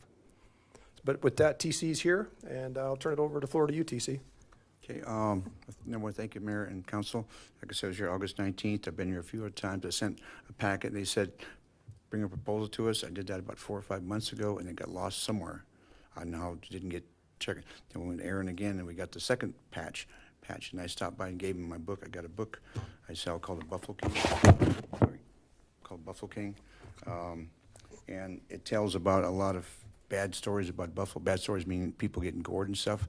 And the saddest part of the deal is that these people come from around the nation and they got no clue about buffalo. and then they go into Custer State Park or Yellowstone, and they walk up to a wild buffalo and try to get a selfie. The reason I bring a buffalo calf, and I just got one 3 days ago, he's 20 pounds. He's not going to hurt anybody. But if they can touch the buffalo, and I can tell them, you know, if you touch the buffalo here and get to feel the buffalo, hopefully you won't get off your bike and go out and try to touch one in the wild. That's why it's important. The calf is a magnet for the deal. I got a 60-foot truck and trailer that's decked out with 3 pictures that talks about buffalo on the trailer. That's kind of got to be in the deal to make it happen. So does the calf, and it has to be in a spot big enough where there's traffic, a lot of walkway traffic in. Otherwise, it just doesn't work. Now, the $2 I make on this book, I don't donate to charity. I'm not making a penny on anything I'm doing. Just after being gored myself 3 times, my dad was killed by buffalo, my father was crippled by buffalo. I think I'm kept around for one reason, that's to teach people about buffalo and teach about people's safety. So my mission in life is to educate people on safety against people getting hurt or killed by buffalo. Now, if you vote yes for it, that's great. If you don't, or maybe if the right spot ain't right there, so maybe I get it next year. That's fine too. It's whatever's good for you guys. But next time you hear about somebody getting gored in Custer State Park, a biker, more than likely, and you guys got a chance to do something for free, it's kind of sad. But I wish you the best, and whatever your choice is good. But if I can't get the right spot this year, maybe I can get it next year. Maybe it's 86, and then it's maybe not quite as busy for people. It's all up to you if you want to make it happen or not. But the calf is 20 pounds.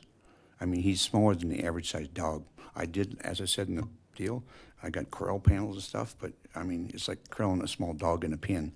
It's kind of crazy, but I did bring the panels and I did bring the truck, and I come from Arizona. I'm actually a South Dakota native for 25 years plus. It talks about that in the book too, but if anybody talks to me for 5 minutes, they won't walk out in a buffalo herd and touch a buffalo. But your choice, your counsel, and I've been here 3 times. I'm just trying to save people's lives. And I'm not making a penny on this. It's cost me money, but that's what I believe in doing the rest of my life, is educating people about safety, educating them about safety with buffalo. Thank you. Thank you, TC. But it's got to be in a spot where there's traffic, people moving around. It can't be stuck in some, far away spot where there might be a couple people showing up, because I didn't come this far for that. I would like to be closer to Main Street. I know that, just an idea, I'm not picking spots, but like they got the main drag and the main strip. You used to have motorcycle jumps out there and motorcycles spinning around and stuff. That'd be a good place for it, but if it's too far away from Main Street, it just really doesn't work if nobody's there. I'm there for 10 days out of my pocket, not anybody else. But the trailer will pull them to the setup, but also the calf is a magnet to make it happen. They touch the calf, and then they don't walk in a buffalo herd. Thank you. Thank you.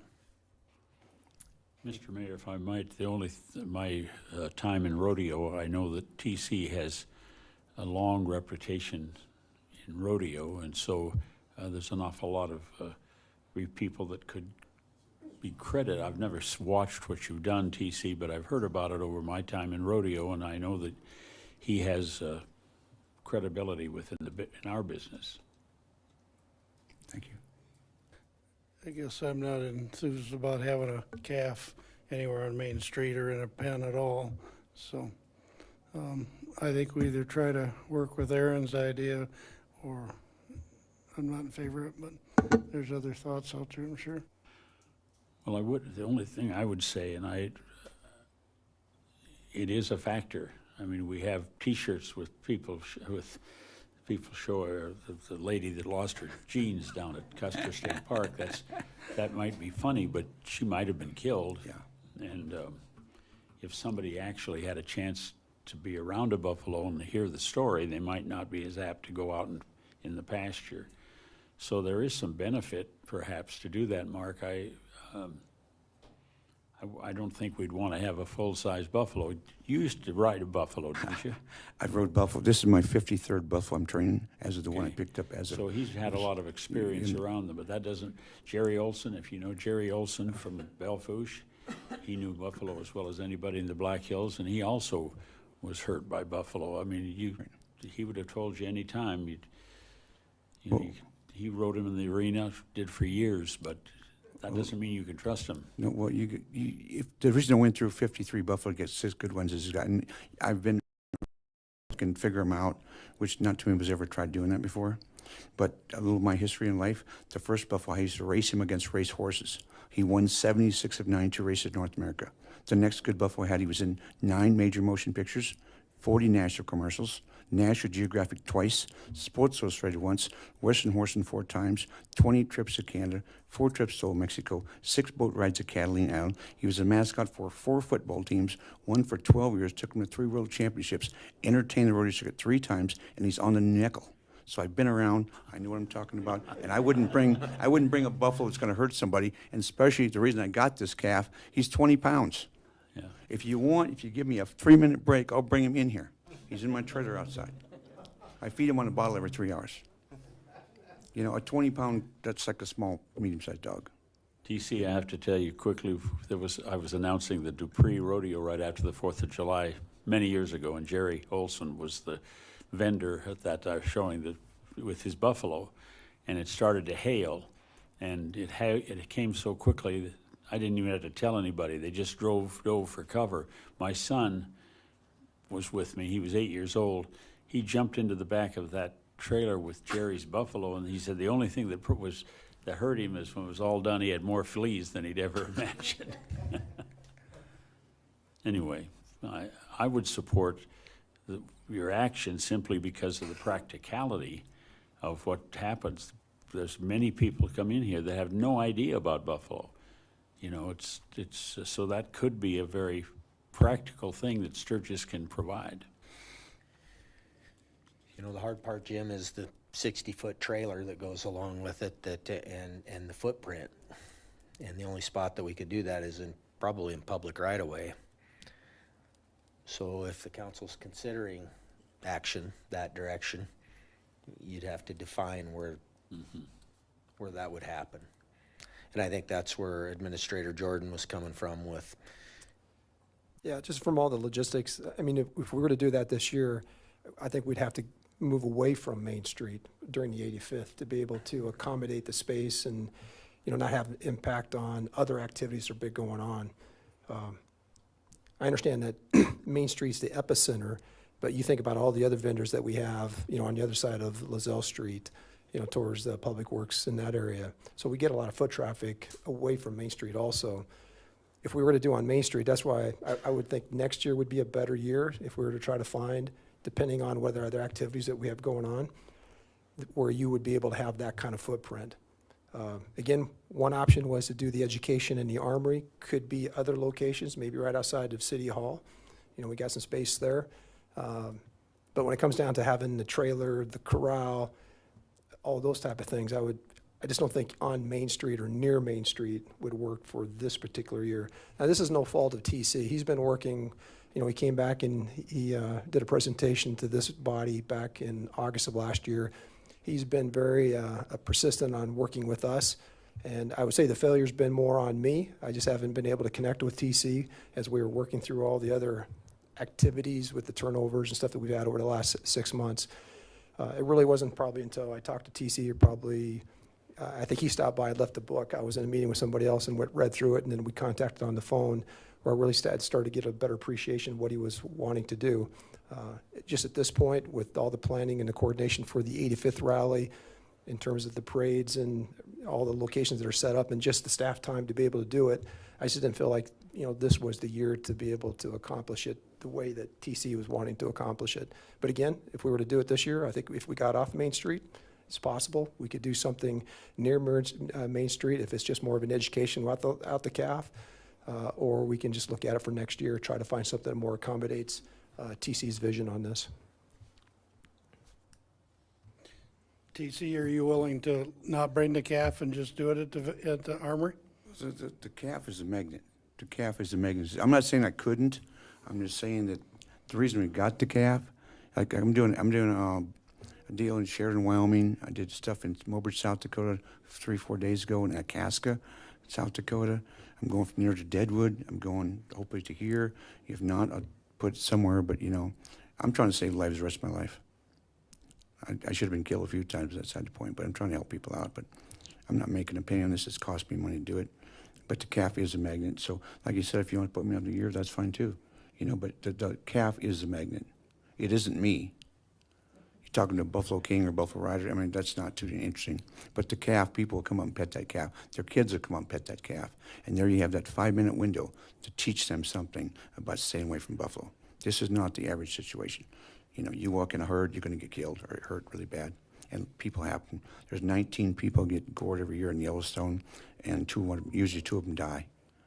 And it's happened in Custer too. You got so many bikers coming. I'm not just saying bikers in general. I'm talking people in general that don't know about the livestock. And trust me, I've been around. I've had buffalo for 60 years. I bought my first buffalo when I was 9 years old. I started training buffalo when I was 14. I've been at this a long time. And I can read the ones that are different ways. And I would, in no way in hell, I would bring an animal that could hurt somebody. Now to say that I don't need to corral the buffalo is 20 pounds. I mean, no offense, you don't need to corral a whole 20-pound buffalo in.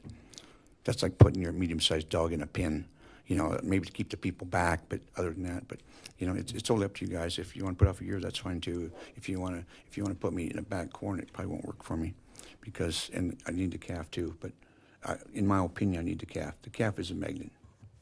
But it's your call. You know, it's your town, it's your place. If not, try to save lives somewhere else. I'm just trying to help people out. It's at my expense. There's no cost to the town at all. I come from Arizona. I lived here for 20-some years, and you think I'm making a pay on this? I'm not. I'm losing money. But I don't want anybody getting killed ever again either, or hurt or injured. Like that gal that got hooked in her belt and swung around the air back to Billings, Montana. I know she made it or not. I didn't keep up on that. And a couple people got gored in Yellowstone just recently too. If they talked to me, I guarantee they wouldn't walk out in a buffalo herd. But it's got to be a place where, you know, maybe it won't work this year. Maybe it won't work this year. But it's got to be a place where it's high traffic. It can't be stuck in a back corner somewhere. So I sit there for 10 days by myself, twiddling my thumbs and feeding my calf every 3 hours. I could do that at home. You see, can you get another calf for next year? I get a calf every year. Okay. That's not the problem. But this one is, I was in Mobridge trying to find the calf, so I thought 2 other people gave me one. This guy called me from up in North Dakota, it's 200 miles away. He said, an orphan calf. It's the cow walked off on the calf with the bigger bull calf, and it's really small. It's a female. I don't train females, but that's not the point. He said, if you don't come get it in the next 4 hours, I'm going to kill it. And I said, do not kill it. Do not kill it. I'll be there. Give me 4 hours. It's 200 miles away. And I was picked up in less than 4 hours. I drove a little fast, but I got it. And I was back in Bismarck. I was back in, that's up in Beeman, North Dakota, the Montana-North Dakota line. And I was back in Rapid City later that night. But I picked it up for this tour this time of going to different places. And like every year I go to Deadwood, I always got the buffalo calf behind the chutes. Everybody's petting the buffalo calf. And we're talking a lot bigger calves. I've never seen a calf this small in my life. They come at 40 to 65 pounds, and this calf is 20 pounds. And if you give me 5 minutes, I'll walk it in for you if you want to see it. Or carry it on my neck, I don't care. But anyway, it's your guys' call. Just say if you don't, that's your deal. But if somebody else gets gored in Custer, especially a biker, you can always say, yes, I had a chance to do something for the town, for the bikers, and you know what? Nah, not this year. Maybe next year, maybe 5 years from now. But that's your call. If not, I'll do it somewhere else. I just want to give you, I'm a South Dakota boy. I want to give the South Dakota people Yellowstone next year, and I'm planning on charging them. I'm not doing that for free there. I got to at least break even there. It's a total, when you got a big semi going 6 miles a gallon, and you're driving 1,500 miles one way, it doesn't really pan out. You're selling a $2 book that I give that money to charity too anyway for. So it's not any money in my pocket. I'm trying to help people out and save people's lives. And that's what my life is about from this point on. I made my money in the buffalo business. I'm good at that. The name of the book is Buffalo King, the Man Who Made the $1 Million Buffalo. And I've actually did that twice. I know buffalo. I know people. And I like to save people. Enough said. Thank you. I would agree that you can't do this without the calf from a marketing and just draw perspective. Like, that's part of the whole thing. You need the whole thing. So if we were going to move forward with doing this, you need to have your calf. I do have concerns just based off of the timing and how close we are to the actual rally starting. So it sounds like to me this is something we should look at for next year. But yes, you should have your calf with you next year too. I would not want you in the armory in the corner without the calf, wasting your time all week long. Well, in my defense on this, when I was here August 19th of last year, they said send a proposal. I sent a proposal over 4.5 months ago, and it got lost. Then I sent it the second time. Then I started talking to Aaron, and we talked, went well. And actually, I come back for another funeral in South Dakota, Mobridge, about 3 weeks ago, dropped, come back, and didn't see him again, but I dropped off the book and started talking to him again. He doesn't like I've not been trying. I've been trying, I've been on it hard, but I can only do so much. Just in our defense, there's been a lot of upheaval here, and mayors changed, and people have changed, and so if something got on a desk somewhere, that person might not even be here anymore. So it's, I think the idea is wonderful. It would be a great public service and probably as much draw as another T-shirt shop. But I also understand, where would you put it? You're not going to take, and you say it's a heifer. Heifer, 20-pound heifer. I bring 5 minutes. I have it in looking for you. I'm a block away. A little hard. It'd be a little hard for most people to understand. I've never seen a 20-pound buffalo either, but. Would you give me a 5-minute break? I'll show it to you. No, we're not going to go there tonight. Okay. Just an idea. Yeah. Just so. Let's keep moving on this topic. I mean, we've heard TC's side, we've heard the administrator's report on this. Do we have I would any move action? to deny. We've got a first to deny from Mark. Is there a second on that motion? Call the second time. Is there a second on that motion? That motion has failed for lack of a second.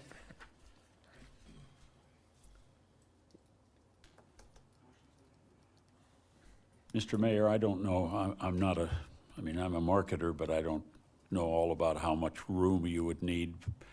But I can't imagine that the city of Sturgis, this would be a public service like nobody has. I mean, this would be, like I said, it's not another T-shirt shop, it's not another tattoo artist. This is something that everybody that comes here from Delaware and wherever else and has never seen a buffalo, I think we have an opportunity. I don't know if you can truly teach somebody about a buffalo, both the 20-pound calf, but if it's one you could actually pick up and hold, I can't imagine we don't have room. If somebody came in, Lance, and said we need just a area to be able to have a vendor, we'd have a place for that somewhere. We're not totally sold out on Main Street, are we? So how much room do you need? I mean, we said a 60-foot trailer plus a truck. Well, but you don't need your trailer, do you? Well, I kind of do, because that's part of it. That's why it doesn't mean on Main Street itself, but like between Main Drag and Main Street, the side street somewhere, so where people can still see it, because they see it at a distance, and that's part of the pull, because they ain't going to see a 20-pound calf they're driving 40 feet away. They're going to see the truck and trailer, and that'll get their attention. The calf gets them and draw up to it. So if it doesn't work this year, maybe next year. I'm not saying it has to be, but I'm just trying my best. And if it doesn't work, it doesn't. The trailer is your problem, because find a place to put that. So that's probably true. But when talking on Main Street alongside the T-shirt people, we're talking, or alongside a tattoo place, we're talking I'm talking like the Main Drag and Main Street. There's got to be a street there somewhere. They used to do motorcycle jumps and stuff there, and that took the whole street. The truck and drag just come in for 2-3 hours during the day, and then pull back out and come back in the next day. I don't have to be there 24/7. That was one time during the rally, though, not consistently. Okay.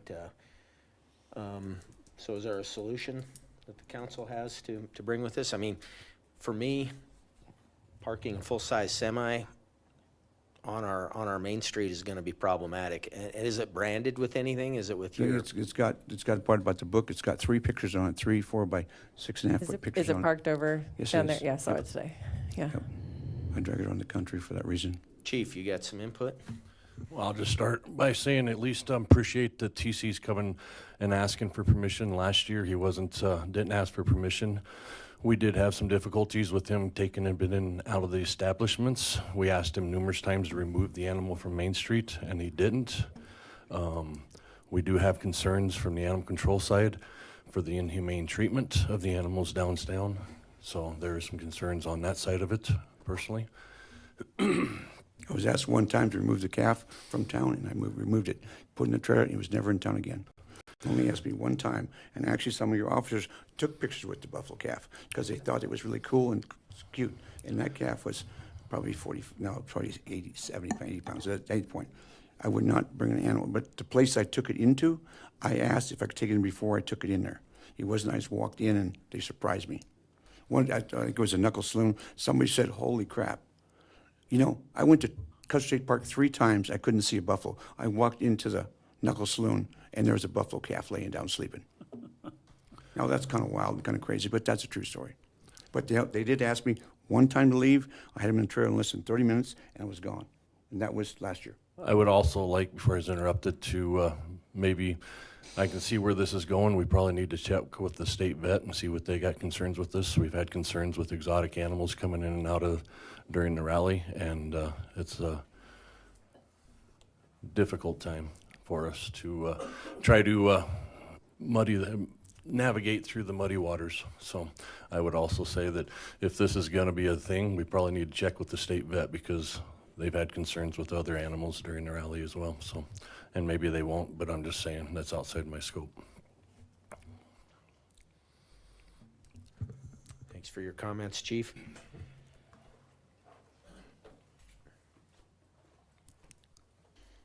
Is there any further discussion? Any further motion? Can we make a motion on maybe consideration for next year? You can do whatever you want. I would make that motion for consideration for 2016. It's fine. We can find a spot. Okay, that's fine too, you know, Yeah. but it isn't like I didn't start this process a long time ago. Right, You know, I we understand. sent this stuff months ago, and like Aaron said, there's some change of people that moved out, and maybe they took it with them. Maybe they didn't want the city to have it, and that's possible too. But I've been at this for a long time. I'll second the motion. And that's so fair. That's so fair. I'm not saying it's not right, but I'll say it's fair. So we've got a first by Terry, a second by Jim to look at considering the Buffalo presentation in 2026. Is that an accurate reflection of your motion? Yes. Is there any further discussion? I would just make the comment that if this were to go next year, if there's any way to, and this would be on your end, to make the footprint as small as we can without, and still deliver what you're trying to deliver. Okay, that's fine. I can do that. Does that make sense? That makes sense. Okay. The problem is this, he's right, that's too big an outfit to move on Main Street with what we've got already planned. But it's such a good idea, we can't let it get by us, I don't think. I just have a question, and you can help answer it.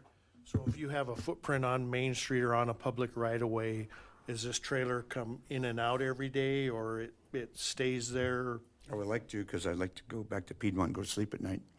So you would. I'm thinking, you know, he's there for 3-4 hours during the day. He is gonna be there 24/7, because I wouldn't want him there 24/7 anyway. I mean, that's gonna be problematic depending on where we're at, getting it in and out in the middle of the day on Main Street.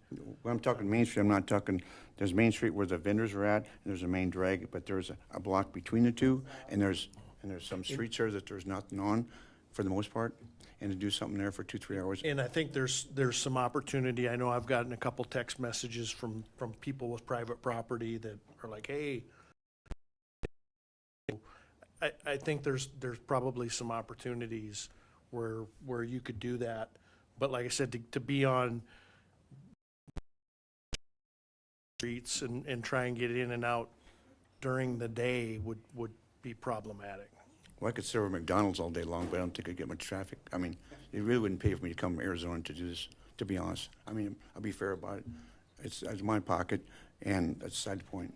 But if Would the you don't put council your- be willing to waive the vendor fee? I mean, since it is a public service, if he were able to find a spot Yes. that we're out of the right of way, I mean, maybe that's a solution, possible solution. It is a charity deal, I'm not. If I was making money on this, folks are getting rich on it, I wouldn't be charging $2.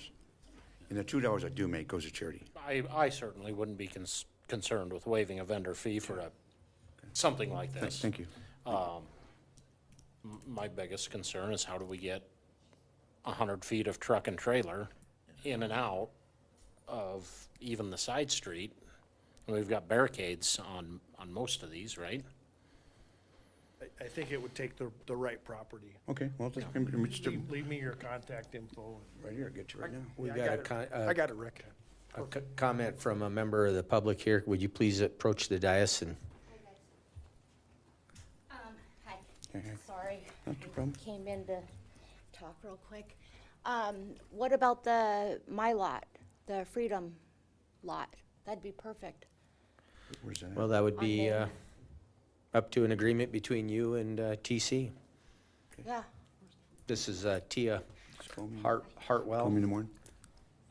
So if we could, that's what I'm asking you, council, right now, is if I could agree on a spot that is comfortable with, it's still gonna have enough traffic there to make it happen, could I bring that in? Because by rights, you can't have a Buffalo in town.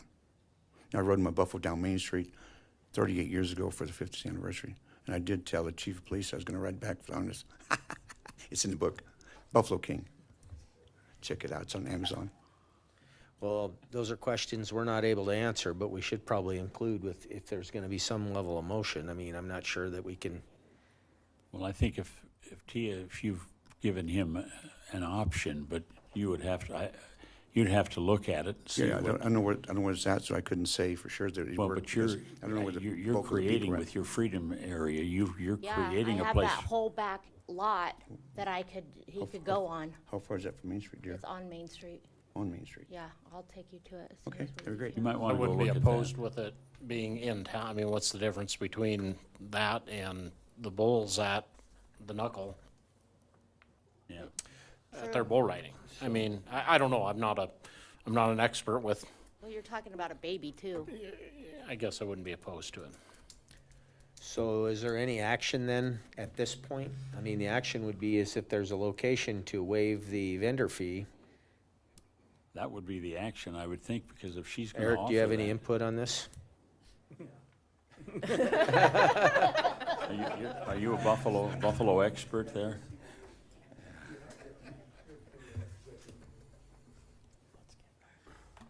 I guess just kind of overview. I'm still a little bit confused about what the nature of the request is, so I'm framing it in kind of two different ways. If this was, hey, I'm coming to you, I have a spot, I'm requesting an exhibition license pursuant to the ordinance, here's the requirements, here's the health paperwork, here's the location, will you waive the vendor fee? I don't have any concerns with that from like a public policy standpoint, but that's not where we're at. If the request is, can I negotiate some sort of city-owned property that I can lease, we would want some sort of, even a temporary lease agreement with some insurance requirements. So I don't think we're ready for action tonight either way, except from the council to basically direct staff, probably Aaron and me, or Lance, to see if the desire is to rent or allow TC to use city-owned property, then that still needs to be negotiated. Deals need to be figured out. We need more requirements. Not ready for prime time for the council yet, in my view. So if that's the direction that we want to go, that's probably where the motion should direct us, is to direct staff to work with TC to see if he can, we can find city-owned place. If the idea is that, hey, we're not going to do that this year, we'll consider it next year, but we're open to the possibility of an exhibition license. If you can secure the property and to consider waiving the vendor permit fees, then that's going to need to be noticed on a public agenda and can occur no sooner than the next regularly scheduled meeting. So that's kind of the way that I'm framing looking at this. I don't think it's a bad idea. I think the council has the authority to go either direction, but I don't think we're prepared for final action tonight either way. Yeah, thank you, Eric. So in that light, are you willing to retract your seconds and your, okay, so TC, you're in Tia's hands to figure out. Okay. Figure out if you can find a piece. I mean, because Eric, you framed that quite eloquently. I mean, some of the discussion was public right away for use for this True large Buffalo trailer. man. Not only, not only with Tia, but then, correct me if I'm wrong, Eric, you will need to come back for the exhibition license? I'm gonna need to look at the code for that. There's gonna have to be some sort of action, you know, the kind of livestock that we're talking about with buffalo are prohibited from code unless there is some sort of exhibition. I'm not immediately familiar with that process. I'm gonna have to go back and look for the code, but I'm anticipating that there's gonna be things about health certificates and clearance, which I'm sure TC has, but we're just gonna need to check all the boxes, dot all the i's, cross all the t's, et cetera. So we don't have an exhibition, any kind of request for that yet. And so if that's coming, then we can work that through staff and get it on the agenda at the next meeting. Good, thank you. Thank you, TC. Appreciate your time, folks. Thank you. Hope everybody's safe in Custer. Thank you.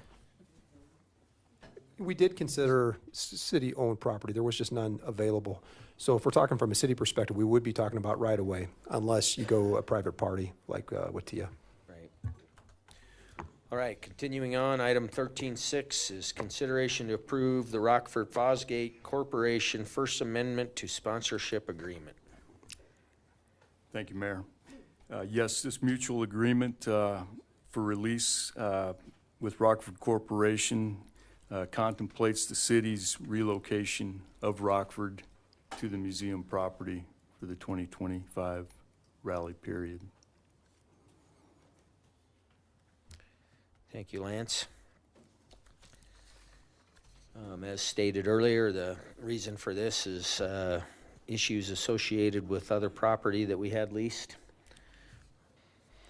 And the company has agreed to, or has signed the documents, so. Rockford has agreed to sign the agreement. It has to be notarized, so we'll do that in the morning. Motion to approve. Second. We had a first by Alex, a second by Mark to approve the Rockford Fosgate Corporation First Amendment to Sponsorship Agreement. Is there any further discussion? Those in favor indicate by stating yes. Yes. Opposed, no. Item 13.7 is consideration to approve the Rockford Fosgate Corporation Mutual Settlement Agreement and Release. Mayor, I apologize. I cited the wrong line item. They were backwards. I apologize. The wrong I was line just item. speaking to the mutual release, just so you're aware of that. I should have been speaking to the First Amendment. I apologize. So they have not agreed to sign They that? have, Okay, on both these items. on both items, okay. Thanks for My the description clarification. didn't match the line item. I apologize. Eric, you've got comments? Just regarding the settlement agreement and release on the legal side, this would be the last. So what we've already done is we've leased the property at this meeting, approved the lease of the Sturgis Motorcycle Museum. Again, that's to accommodate Rockford Fosgate pursuant to our obligations under our sponsorship agreement with them. The amendment that Lance just talked about is the ways that in which that sponsorship agreement is amended, mainly to accommodate the new space. This is the final piece of housekeeping related to the relationship with Rockford Fosgate, which is the mutual settlement and agreement and release that's in the packet. What this basically says is that, you know, this is a multi-year lease agreement with Rockford Fosgate, and so just to make sure that the relationship with the parties is completely understood and resolved. Any and all claims arising from the necessity to relocate Rockford Fosgate from the properties leased by Kenny Price into this new agreement, we're going to just do mutual releases and settlement that we're not making any claims against Rockford regarding anything related to the 2024 relationship. They're not going to make any claims with us. The only agreement between the parties is the 2025 agreement, and this is the last year of that sponsorship agreement. Thank you. Any questions out of council? Someone willing to motion? I'll make that motion. I'll second. You can have it. I got a motion by Jim and a second by both Ruth and Terry. Those in favor of the motion indicate by stating yes. Yes. Those opposed, no.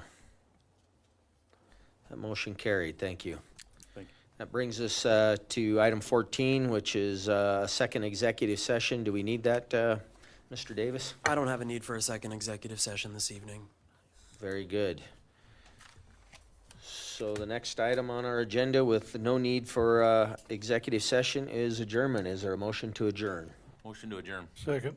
First by Tony, second by Mark to adjourn. Those in favor indicate by stating yes. Yes. Thank you. We're adjourned.